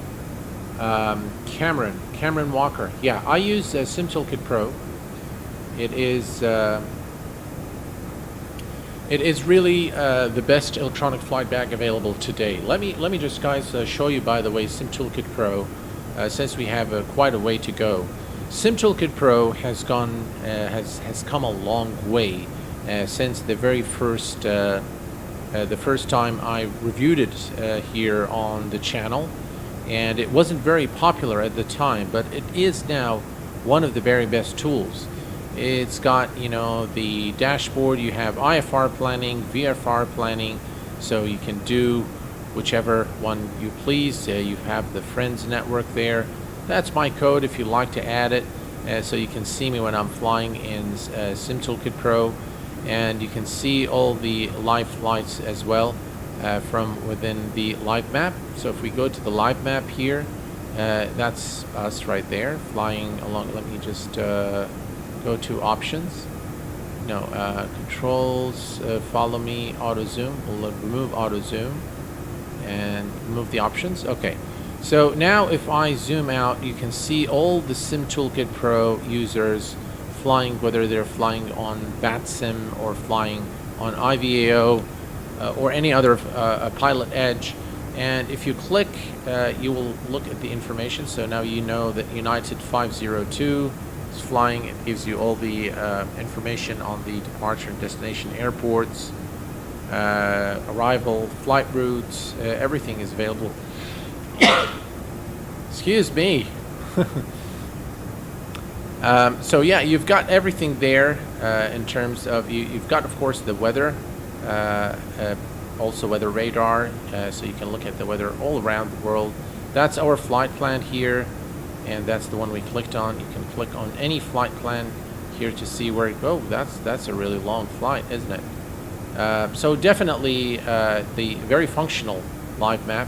You can change the overlays here, so you can put the rainfall, you can show the airspace boundaries, light, dark map, satellite, and of course you can select P3D, X-plane, or MSFS airports, or you can remove them as you wish and please. So that's really cool features there. Options, you can change all the colors on the colors on the map to your liking. You can also put in your VATSIM network ID, and it will automatically fill in the flight for you, so you don't have to file and go through the tedious process of filing for a flight on VATSIM. It will just do it for you automatically. You also have here the VATSIM. You can look all the flights, all the Cameron Walker, thank you very much for your $5 Canadian donation. Really appreciate it, my friend. Thank you for your support. This just thanks for the answer and the in-depth examination of Sim Toolkit. Oh, my absolute pleasure, sir. So you can change all the colors here, lots of map features for you. And if we click, let me remove this and go to, okay. So from the controls, you have follow me and auto zoom, but then we also have flight planning. Now, if I go to the flight planning page, we obviously have this flight plan going, but you can, there are multiple ways you can, I'll show you maybe after we land, the different options you can use to to plan a flight. But what's really nice is the flight schedules. And this is something I use a lot, and it gives me, for example, let's do an example. You can either go by real flights, or you can select airline routes. If you select the airline routes, for example, if we click on Delta, all right, so we can select Delta, and if you select Delta, now it's going to show you all the routes flown by Delta Airlines, which is a very useful feature if you're kind of like me and you don't know where you want to fly. You can see all of this. These are all the routes that is flown by Delta Airlines. Very, very nice feature. Look at that. You get all the routes flown by Delta. And you can now look here, and you can either schedule the flight, so you can add it to your schedule, or you can fly it. So you can either fly, you know, it's got the return, the original flight and the return flight as well. You can select whichever one you like. It gives you the time as well, and it gives you the aircraft that flies this route. So it will tell you that, for example, the Embraer 170, the Embraer 175, the CRJ, and the Embraer 75, is it? All these aircraft fly this route. And you can go all the way down, but maybe you want to look at, for example, only Delta flight from Los Angeles Airport. So you just type in KLAX, and now it's going to show you all the flights flown by Delta that originate from Los Angeles. As you can see here, all the departure airport is Los Angeles, or the destination is Los Angeles in all these flights, which is again a very cool feature. You can also reduce, you can add additional filters, and you can specify the flight time, and that will adjust things for you here in the results. You can also do real flights. So the real flights is something I really like, because you can search by either the flight number, departure airport, arrival, the operator, or the aircraft. So for example, if we select a departure airport, let's say that we want to fly out of Seattle Tacoma International Airport, then it would display all the flights with the schedules. So this flight is a Delta flight. It's an A340-600. It flies from Seattle to Zulu Sierra Papa Delta, and it's a 12, so it's a long haul flight, and it flies every day. So 6 days a week. It doesn't fly, it looks like, on a Monday. It does fly Friday, Saturday, Sunday. It doesn't fly on Sunday. So it gives you the schedule of all the flights available out of Seattle. Let's say you want to kind of narrow this down a little bit. So let's go ahead and enter an arrival airport, and we're going to say San Francisco. And we're going to select San Francisco. And now you'll see that all the flights from Seattle, Washington to San Francisco, California, United, Delta, you know, all these flights, you can select whichever one you wish. You can either dispatch it immediately, or you can schedule the flight. You can obviously filter this further, and if we can say, for example, Delta, and we're going to select Delta Airlines, now it's going to show us all the Delta flights flying out of Seattle, Washington to San Francisco. You can also limit this to the aircraft type. Let's say that we want to fly a 737. So let's go here and select the 737-800, and now we can see all the 737-800s out of Seattle to San Francisco with the times and the schedule. Very, very useful, and I haven't really seen any electronic flight bag that offers all those features. Also, flight schedule, of course, we've looked at. Then you've got your logbook, so you can look at, this is a flight I've done, look at the landing rate, look at the landing rate here. So you can click on your flight and you can view the details of your flight. This is the operational flight plan, flight details, view the landing report. So if you click there, you can see the landing report. It would tell you exactly where you landed, where's the touchdown zone. Very, very useful information about your landing to kind of, kind of give you a clue as to, how well you've done during this particular flight. So very, very useful indeed. Then, of course, you have the streaming feature. So what you see, the bar that you see on top here that shows the flight information comes from the, it comes from this page here. You can see now, this is a preview of what it's got here. And this is how I actually do it, and you just add it as a source in your Streamlabs OBS. Right, guys, give me 1 second, please.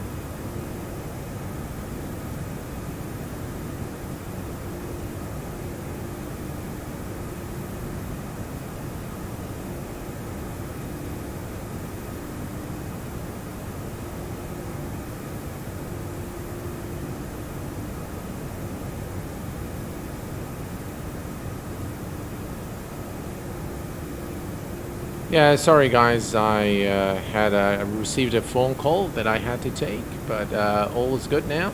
So, if we look here at the flight tools, you can see here, for example, we have the checklist, and you can simply select which aircraft. It's got a number of aircraft, not all of them, but for example, if we look here at the Zibo, you can see how this is beautifully organized you have the preliminary checklist, pre-flight, push and start, engine start, and so on and so forth. Very, very useful tool. You can add your own checklist if that's what you choose to do, and you can also pop out the checklist. As you can see here, now you have the checklist popped out here for easy access. Another tool that you have is the live sim data. So this is something, again, that I like, and you can definitely put this on a separate monitor. If you are monitoring your flight, you can definitely do so on a separate monitor. You can move this to a separate monitor and monitor the flight details here. From the settings, you have multiple things to change: streamer mode, on a dynamic slide bar, and you can customize Toolkit Pro to your liking. Then, of course, you can configure your X-Plane, P3D, Microsoft Flight Simulator, TwitchBot, and SwiftUI. You can use all of that information here. Then you've got a bug report where you can, send reports to the developer. The support site, you can support in Discord, and you can donate. And I highly recommend that you donate because this is again freeware and it's just an excellent tool. One thing I'd like to show you in the flight tools also is the wind calculator. The wind calculator is a very good tool for understanding the wind direction and crosswind. So for example, if we enter our destination airport, which is Seattle, and we're doing 34, which one here? Let me just, I think I forgot. 34 right. So if we bring it here and we select 34 right here, 34 right, and let's see. So now you can see the wind and both the heading of the wind and the strength of the wind coming in at so whether it's crosswind or headwind. You can see the arrival details here. Approach heading, wind direction, normally it populates, yeah, it does, 40. So wind direction is 40 degrees and the wind speed is 8 knots, which is shown here as well. So we can expect some wind from the right as we come into land. Of course, you've got the import. If you are using Volanta, you can import from Volanta or from Project Fly for V3 and V4 imports, and the log scanner as well. You can scan for issues if you are experiencing any issues with Sim Toolkit Pro. You can find it here. So, by the way, you can also look at the airport database in Sim Toolkit Pro. So again, if we put in Seattle and we click on Seattle, just look at that. You get all the information. You get all the runways at Seattle. You've got all the frequencies as well. And you've got a map. You've got the weather information. All of this information is just really, really a great tool for any flight simmer out there. And in my view, it is better than Project Fly, better than, I don't know, Volanta, but better than anything else because it's free and it's jam-packed with a lot of features. And it has full integration, by the way, with Navigraph. So we can go and look at our flight here. So fully integrated with Navigraph, fully integrated with SimBrief. It makes it very, very easy for you to create a flight plan from within Sim Toolkit Pro in SimBrief. And then, of course, you can access the, I'm not sure what it's acting up today. Let's see if we can do it again. By the way, you can also add your own,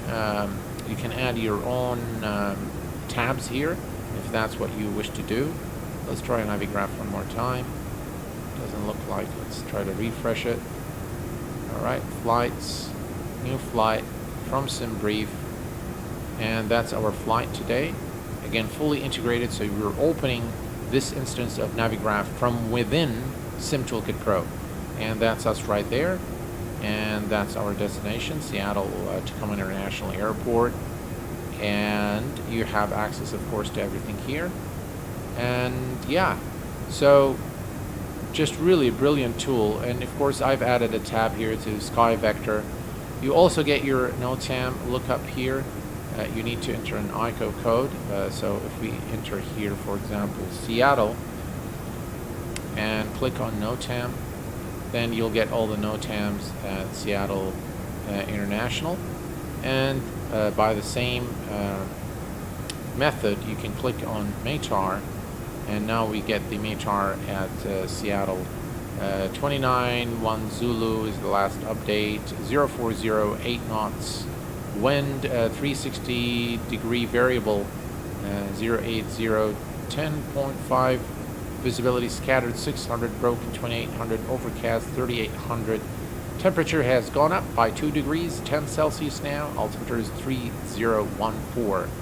So that's a quick look at Sim Toolkit Pro. We're going to go back to the dashboard flight summary. Yep. Now the flight summary page is again something I really like a lot, simply because it's got the, you can finish your flight here. You can go to the operational flight plan. You can go to the load sheet. Again, here you can report, pop out the load sheet. You can say your payload, 0 fuel, passengers, and the weight at the ramp. Fuel information is all listed there, and some performance information as well. You can also go to the scratch pad and type any nodes that you want. Maybe you're receiving clearance from ATC, so that's something you can add there. You can use it, quite useful. And we've looked at the flight here. You can divert your flight, you can edit your flight, cancel the flight, and fix the phase if you're not in the right phase. We're obviously in cruise right now. And you've got also the map here, which we've taken a look at. You can choose to show your friends on the map as well. You can look at the VFR map, standard VFR or satellite maps, again for the for this summary flight. 28 minutes before we arrive into Seattle, ladies and gentlemen. It's getting nighttime is upon us, and it looks like we're going to arrive into Seattle during nighttime, which should give us a nice look at this aircraft. We are getting close to top of descent, so let's go ahead and go to performance, and we're going to go to the next phase and next phase.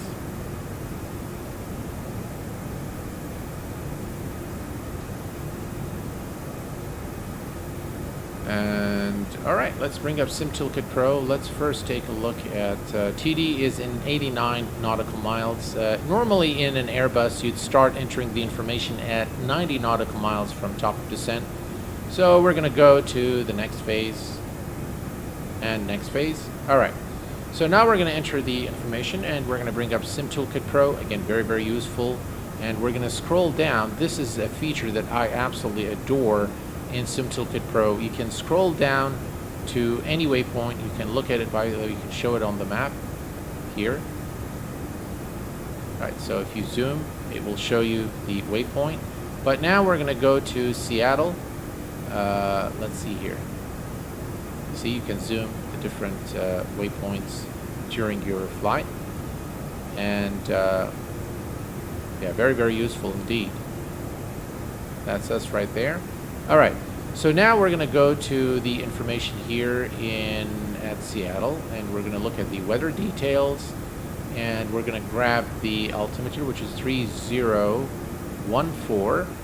So 3014, and the temperature is 10 degrees. We're going to enter that there. We're going to get the wind information, 48 knots, 48 knots, and we enter that here. Transition altitude is 18,000 feet in the US of A, and we're going to get the decision height, and to do this we are going to go to Navigraph, and we're going to select Seattle International. Click on the airport information, and we're going to click on the approach tab, and we're going to go to runway 34 right. Let's bring it up here on the map, and there. So the decision height is 200. That's the number there, and we're going to enter 200 right here. All right, you can see the decision height has been updated, and VAP is 143. All is looking good. Let's go back to the flight plan, and we should begin the descent momentarily. Right there. So in the flight plan, this is the top of descent. So it's showing here that we're past the top of descent mark. But I know. So 161. I'm not sure why it's showing here that we've passed the top of descent, but I can see it here on the ND. That's the ILS-34. And from top of descent, we are about 64 nautical miles. We should be fine. Let's take a look at the outside.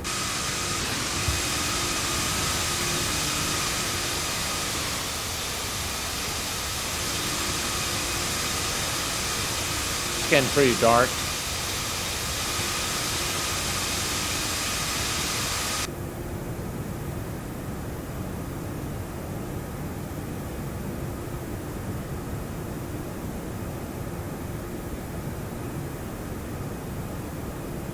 Steve, 1975, hello there, my friend, and welcome to the stream.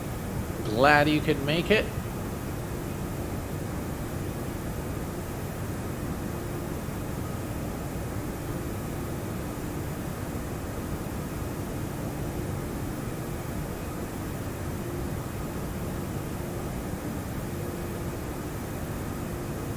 By the way, those lights, we can also turn them on. There. I mean, this looks really nice. I love the way it looks. The 3D cockpit is without a doubt done very well. And we should begin our descent in about 52 nautical miles.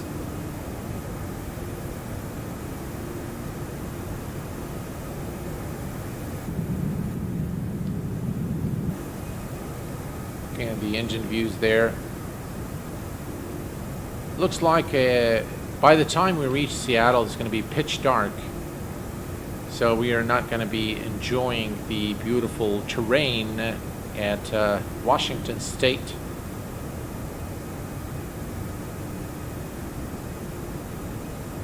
But we should enjoy the nice lights, the night lights in X-Plane.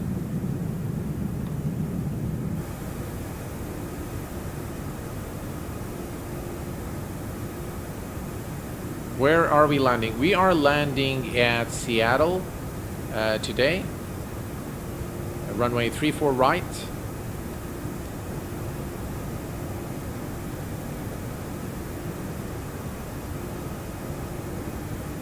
Tell you guys, this has been a long stream. I haven't streamed, I think, for this long in the past. But yeah, it's a treat. And I think this aircraft is worthy of being streamed for that long. And I really wanted to say everything I wanted to say about it.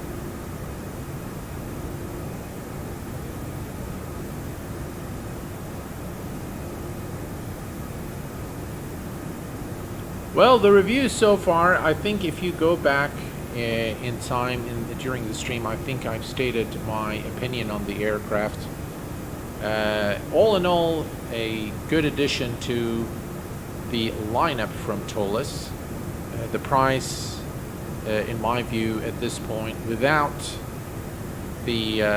bringing new high-fidelity sounds to the aircraft and a next-generation electronic flight bag to accompany this aircraft, I don't think the price is justifiable. Let me put it this way. I know there's a lot planned. There's a big roadmap for this aircraft, but that is my honest opinion. Is it enjoyable? Absolutely. Do I regret spending $90 on it? No. For myself, no, because I think the fact that I like to inform the community about add-ons is what I do on the channel, and I hope that I have delivered my objective today, and that the stream was insightful, and all my opinions and comments were useful for you guys to help you kind of make a decision on whether this add-on is yours or not. I will, by the way, be planning a lot more Microsoft Flight Simulator content in the future, and I'm going to begin with the recently released T1 by Just Flight, which is an absolutely amazing aircraft for Microsoft Flight Simulator. It's a military trainer, and I'm not a big fan of military aircraft, but this one is very special, and it is definitely high fidelity in terms of everything. The 3D modeling, texturing, systems, the way it flies, everything is just really phenomenal. So I will be doing a review of that aircraft very soon. I'm just kind of learning the ropes and understanding how to operate the aircraft so that I can report to you guys. All right, let's take a look here on the destination. All right, 21 nautical miles before top of descent. Let's go ahead and reduce the range to 40. And as you can see now, this is the top of descent mark. Let's take a look here at our flight plan. And we can see that the, see 4,000. In fact, what I'll do is the following. I'm going to bring Toolkit Pro again, and we're going to take a look at the final 2,200. All right, perfect. So let's reset the MCP altitude to 2,200 feet, 3,000, and 2,200 is set. All right. 21 nautical miles, and we'll begin our descent into Seattle.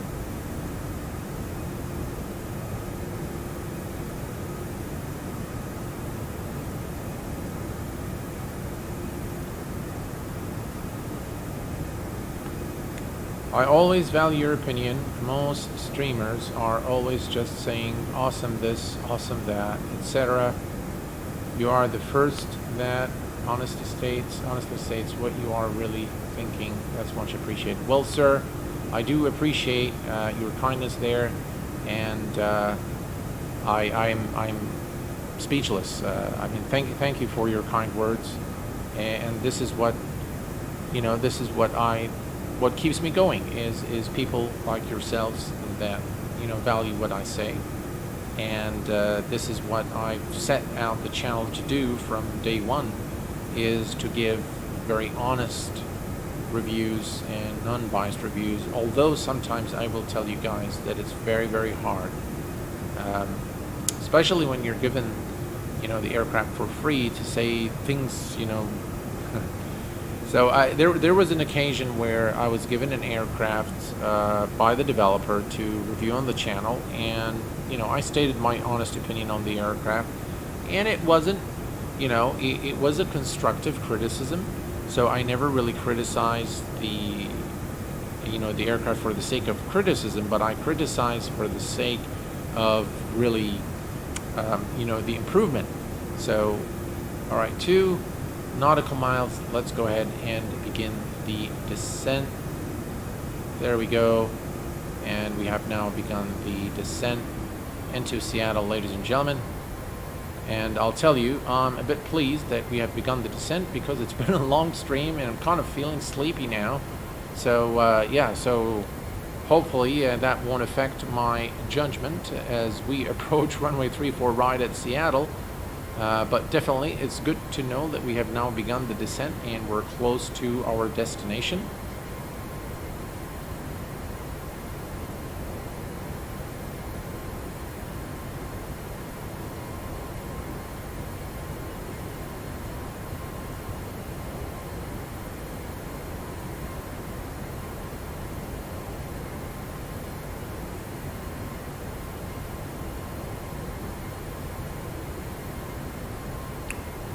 It should be an interesting approach into Seattle, because we are going to come, we're going to actually come through the city of Seattle, and during nighttime it's going to be interesting to see the Orbex. I've got airports and the city, so it's going to be an interesting approach at runway 34 right, and Seattle is always a beautiful airport to land at. Hopefully the visibility will be good, as it will allow us to see the city from above. But it looks like there are some clouds at low altitude, so that might prevent us from really seeing the beautiful approach into Seattle. But nonetheless, you know, it should be good. And yeah, let's take a look here at the outside. Again, I like the night lights. You can see the light, the flicker of the light on the engines here. Looks very good.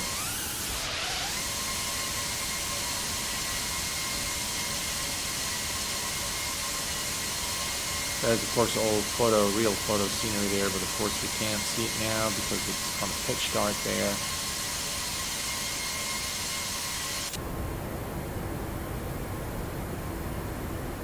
Yeah, during nighttime, I think the cockpit lights are done quite well. So I think this looks really nice.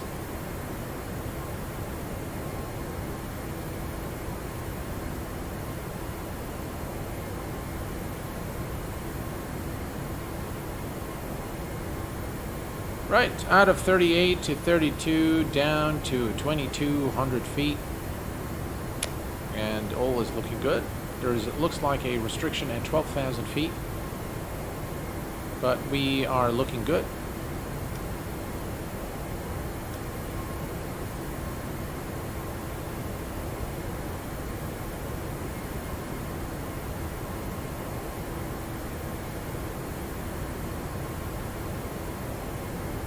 Is there a bug with the logo light on this plane? I don't know. Let's take a look. Nav and logo is turned on. Let's take a look at the outside. Well, maybe there is a bug because I can't see it.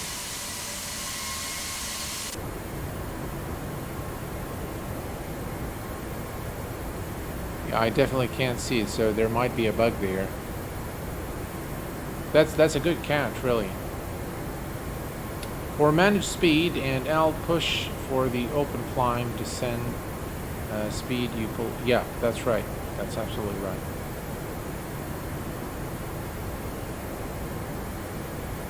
Comes on when the landing gear struts are compressed. Oh, okay. That's good to know. I didn't know that.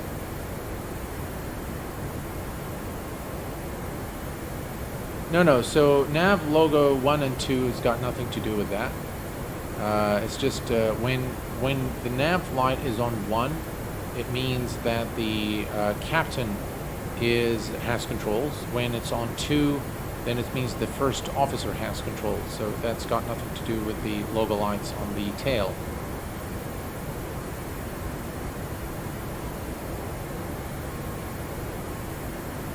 Alright, we are now in Seattle, ladies and gentlemen. We're flying over Washington State.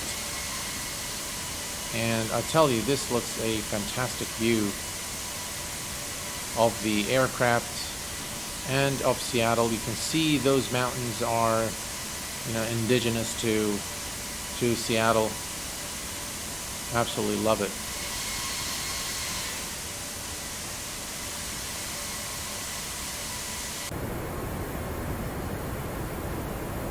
$25,000 for 2,200. 40,000 feet.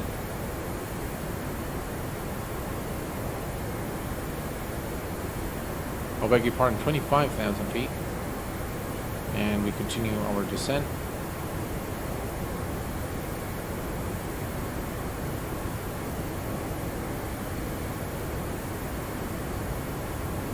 It's working as intended. Yes, sir. Rashid, hello, my friend. I think you have to put the nav logo to 2 and the logo... No, that's got nothing to do with it, really.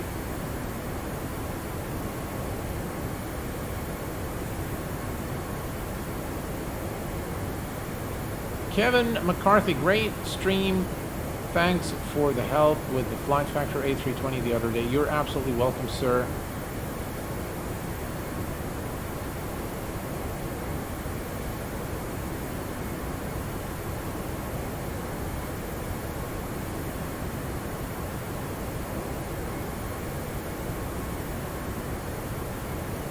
Yeah, it is an approach that, well, I'll tell you guys, if you want me to change the time to, to daylight, we can do that. We can change it a little bit. If that's what you guys, just let me know, and I can change the time slightly. And, we'll make the approach during daylight, or maybe dusk.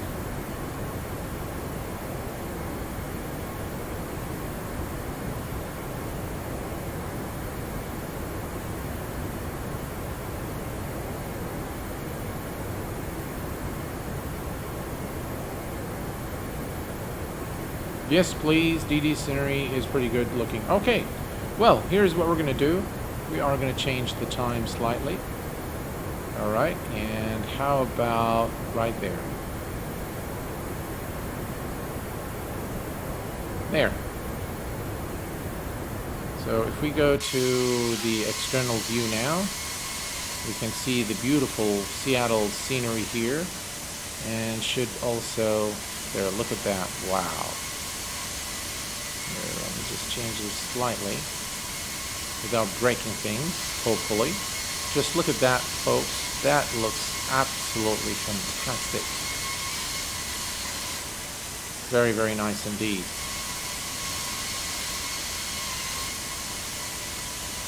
Alright, should make for an interesting approach into Seattle now. We've changed the time. We are at 20,000 feet.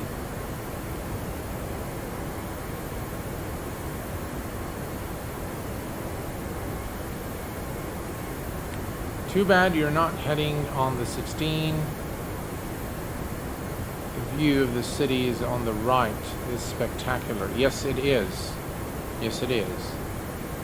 Seattle is just a lovely city. I've been there many, many times back in the 90s, and it's just a beautiful, Washington is a beautiful state.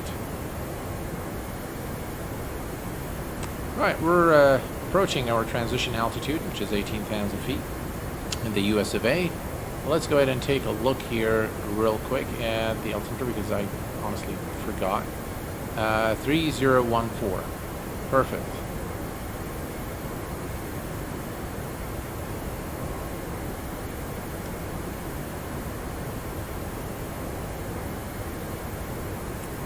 There we are, almost there now.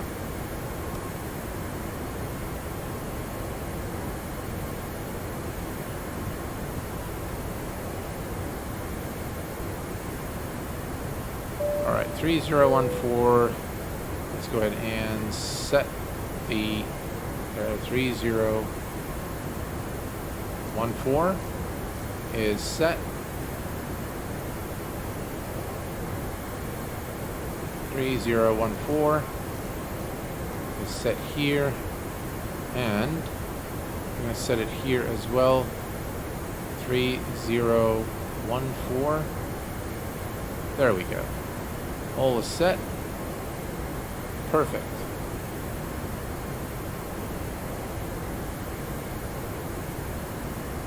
I don't think we need as much lights now, so we can turn those down a little bit. That as well. That looks fantastic. Panel work in the 3D cockpit is done quite well. Love the texturing of the 3D cockpit. And of course, I don't expect anything less than this with Toliss. Again, if you have their A319, it's been updated with the textures. Initially, when it first came out, they were horrible. The textures were really, really bad. But I think they've come a long way in terms of the textures, and they've made some changes to it. We have got a Arthur, thank you so very much, super chatted with $10. Thank you, sir. Thanks for your unbiased reviews. Despite being a simmer since the early 90s, it was your videos and tutorials that converted me from casual to fully fledged sim pilot. All the best and happy landings. Arthur, thank you so very much for your kind words and for your contribution to the Q8Pilot channel. I appreciate your support and your kind words, sir. Thank you very much. Appreciate it.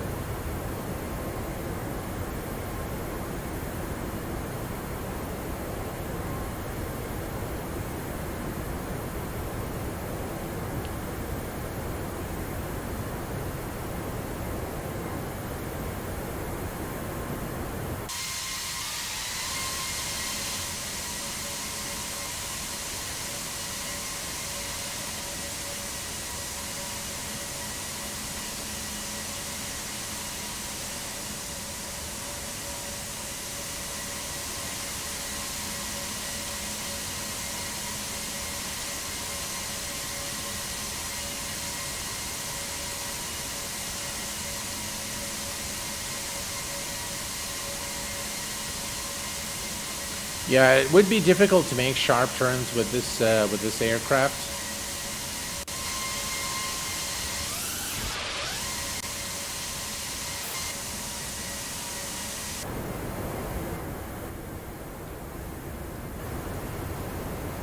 Just look at those engines, just absolutely gorgeous.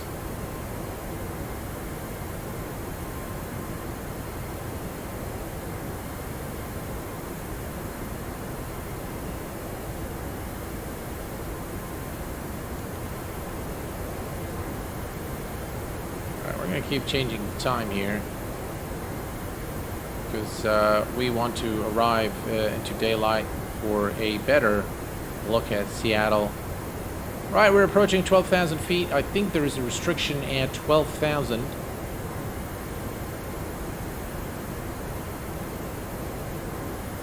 Yeah, looks like there is a restriction here at 12,000. If you look here, so 12,000, and then we continue our descent.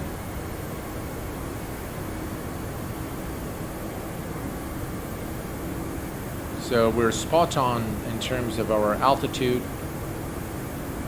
Speed looks good.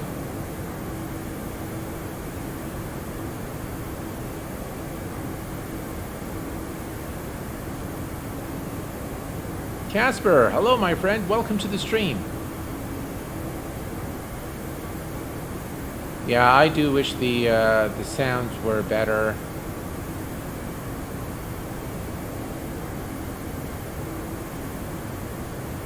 Yeah, actually, if we turn on the taxi camera now, if we come here and turn on the camera. Oh, we have to be on the ground for it to work now. I think I've had it work before. Let me try this one. Yeah, there we go. So now we can see the camera here.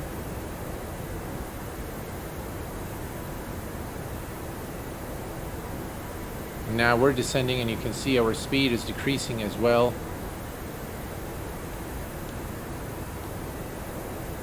Yeah, we don't need that now.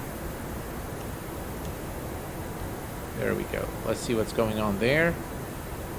Right, we're going to help it descend a bit further. Let's extend the speed brakes.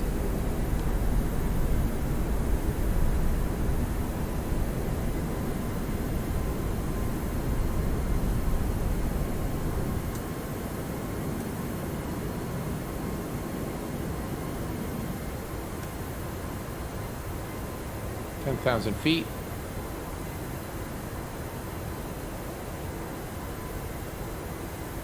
I think we might be a little.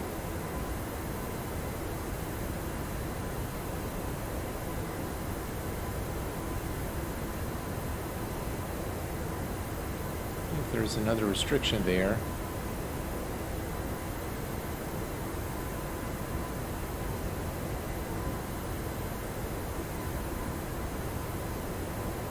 That Boeing airfield.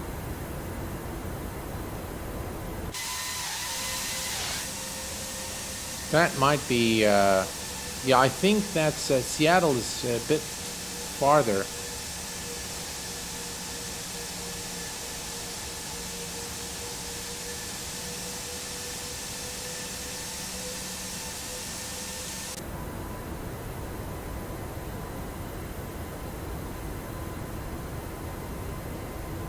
Looks like there is a restriction here. Let's take a look. We should descend. Ah, there we go. Alright, let's turn on our landing system on both sides. Speed brake is armed.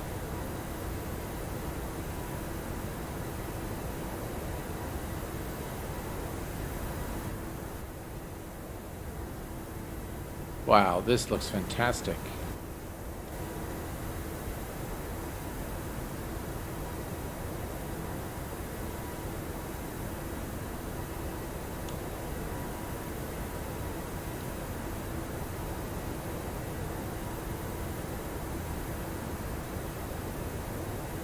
Alright, I forgot 10,000. Lights are on. And wing lights. Fasten seat belt and non-smoking signs are all turned on.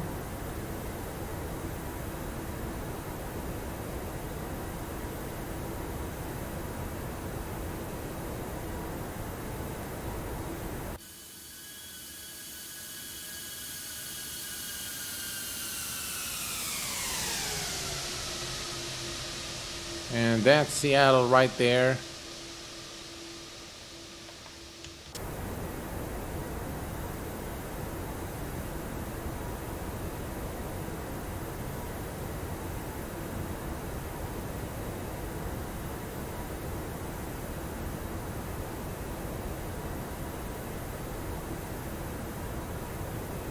All right, and we're going to set our... There we go.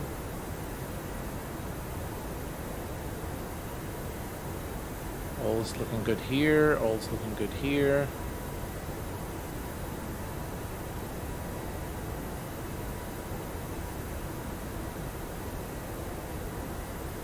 In fact, we can hit the approach button now.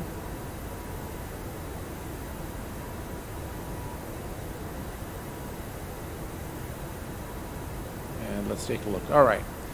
So 6,230. All's looking good there. We're good in terms of our altitude. Perfect. All's looking good.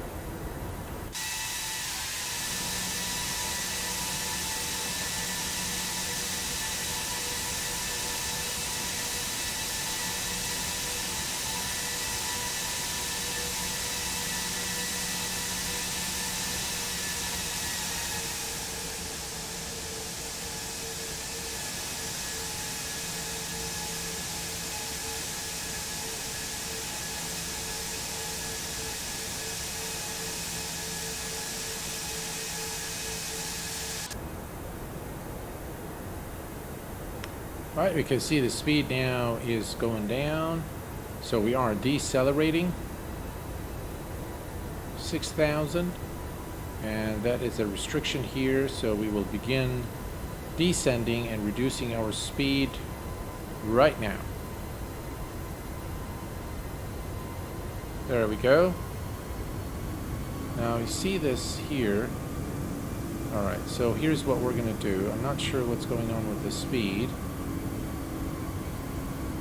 Doing some strange things. Alright. Speed check, flaps 1. And we're below the glide slope there a bit.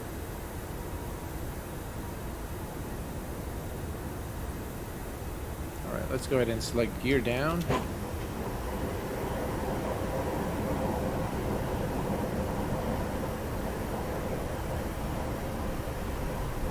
Wow, this approach looks fantastic.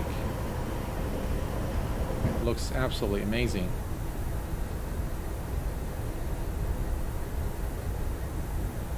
All right, let's see if we can bring this this bird safely on the ground.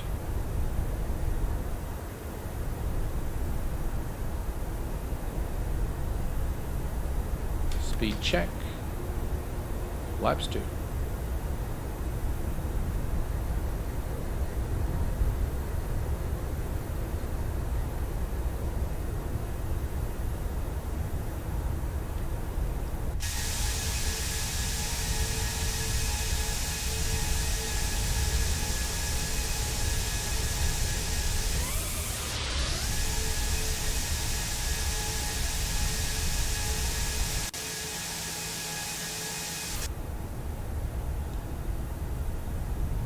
Speed check, flaps 3.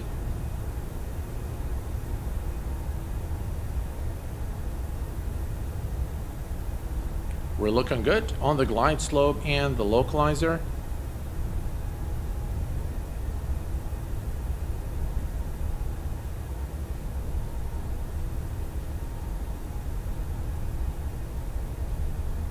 Good luck, we're all counting on you. Yes, sir, and I hope I do not disappoint you.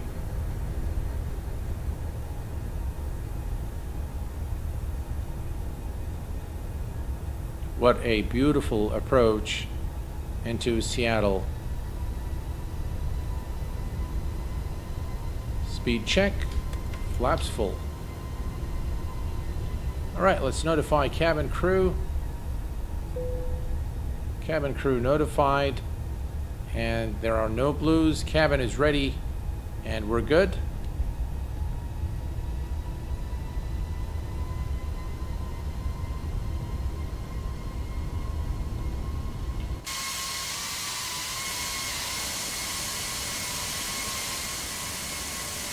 Just look at this scene, absolutely fantastic. Gotta love it.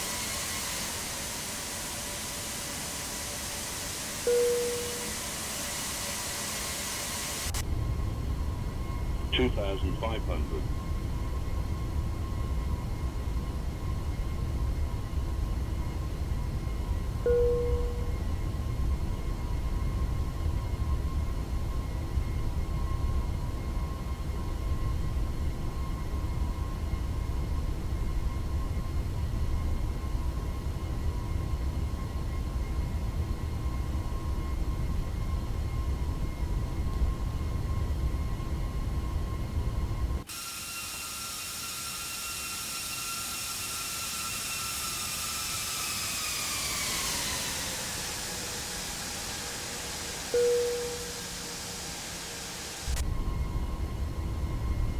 All right, we're looking good, folks.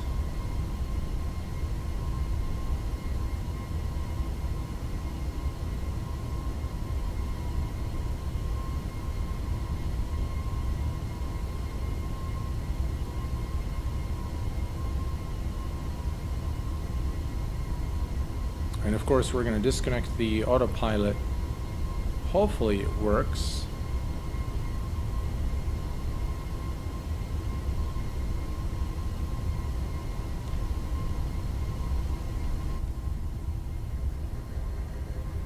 Just look at this scene. Fantastic.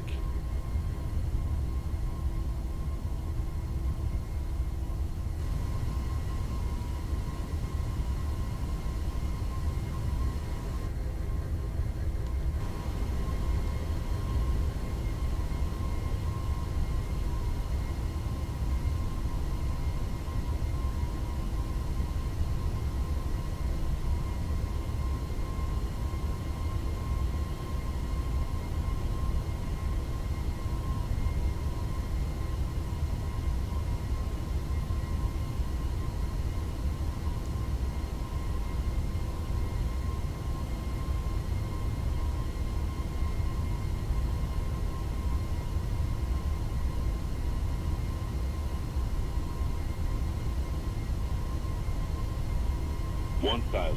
1,000 feet. My aircraft. Approaching 3, 4, right. Now the reversers, I forgot to set my reversers from the Q4XP, but let's see what we can do.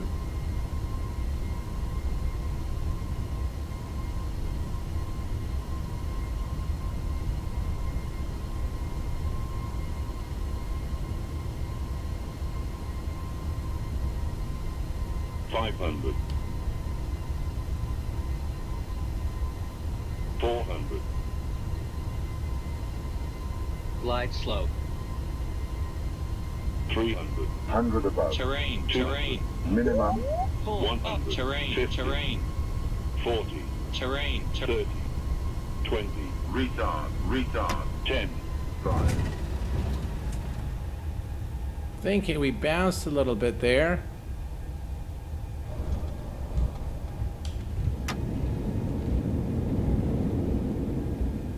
Yeah, the reversers, I forgot to set my reversers to hold, but that's okay. All right, and welcome to Seattle International Airport, ladies and gentlemen. That was a nice landing into Seattle. And we're going to take a look at the replay in just a moment.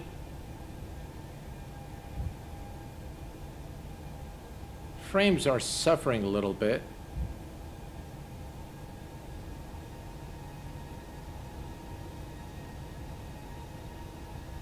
Tell you, very difficult to steer this aircraft.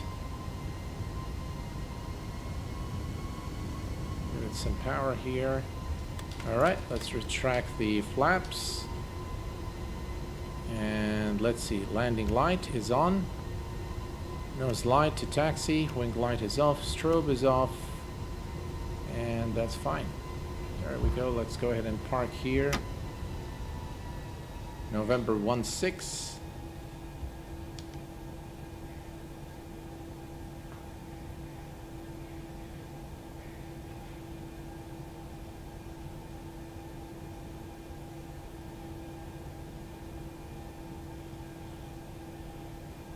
There we go, Port of Seattle, and we are, ladies and gentlemen, safely at gate November 16 at Seattle Tacoma International Airport in the Toliss, excuse me, Toliss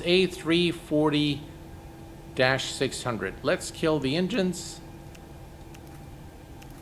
and let's take a look at the replay. All right, let's hit the R button. Let's go to the aircraft. That's a bit too far. I think that's good. And let's take a look. Oh, in replay, you don't see those, huh? Okay.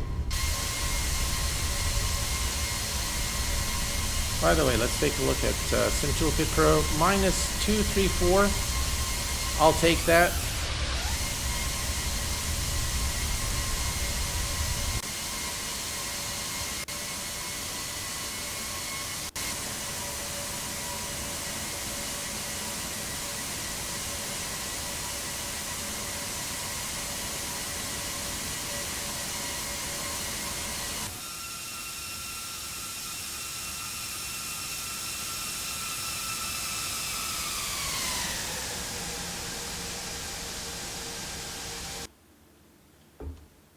That's the tower view. We can change them.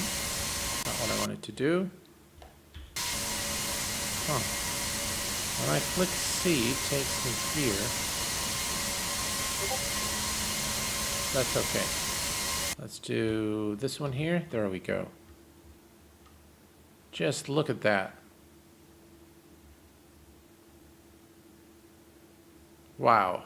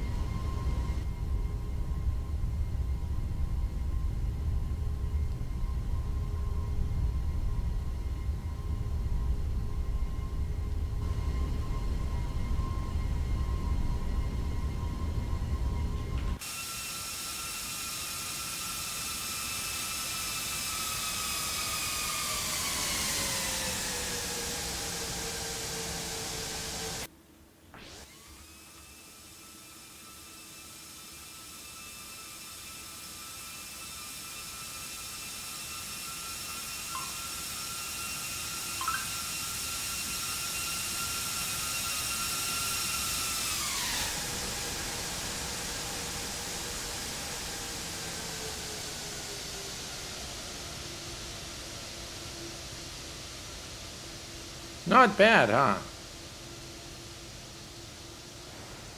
Let's do it again here.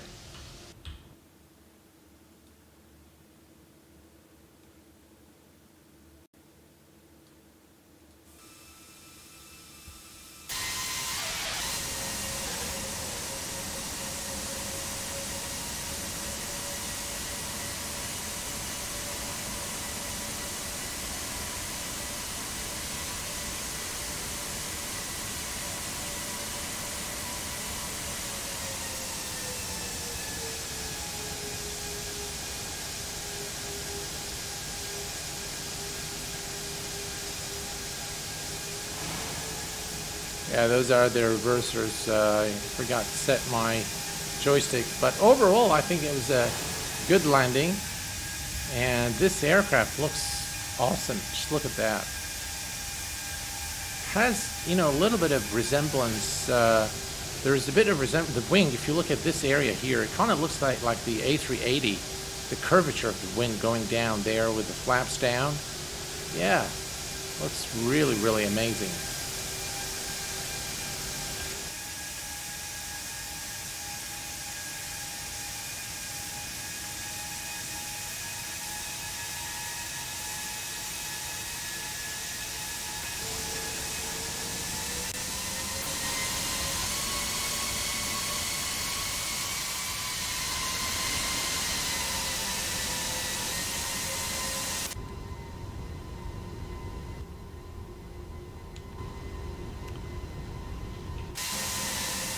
Well, folks, there you have it. The Toliss A340-600, one of the most anticipated and highly awaited aircraft for X-Plane 11. Today, I really enjoyed flying this aircraft, streaming it for you guys. I hope that you have found the stream useful and insightful, and I hope that the constructive criticism that we have provided only helps and encourages the developers to do more to really refine this aircraft with better sounds and maybe better EFB, and to develop the various features that are still work in progress. Overall, a great add-on for X-Plane 11, and generally speaking, happy times for X-Plane with the i9 build, A310, the Flight JSIM, Q4XP, and now the Toliss A340, and many, many more very high fidelity add-ons are being announced for X-Plane 11. Of course, X-Plane 12 is coming very soon, so happy days there as well. I can't really wait to start flying in X-Plane 12.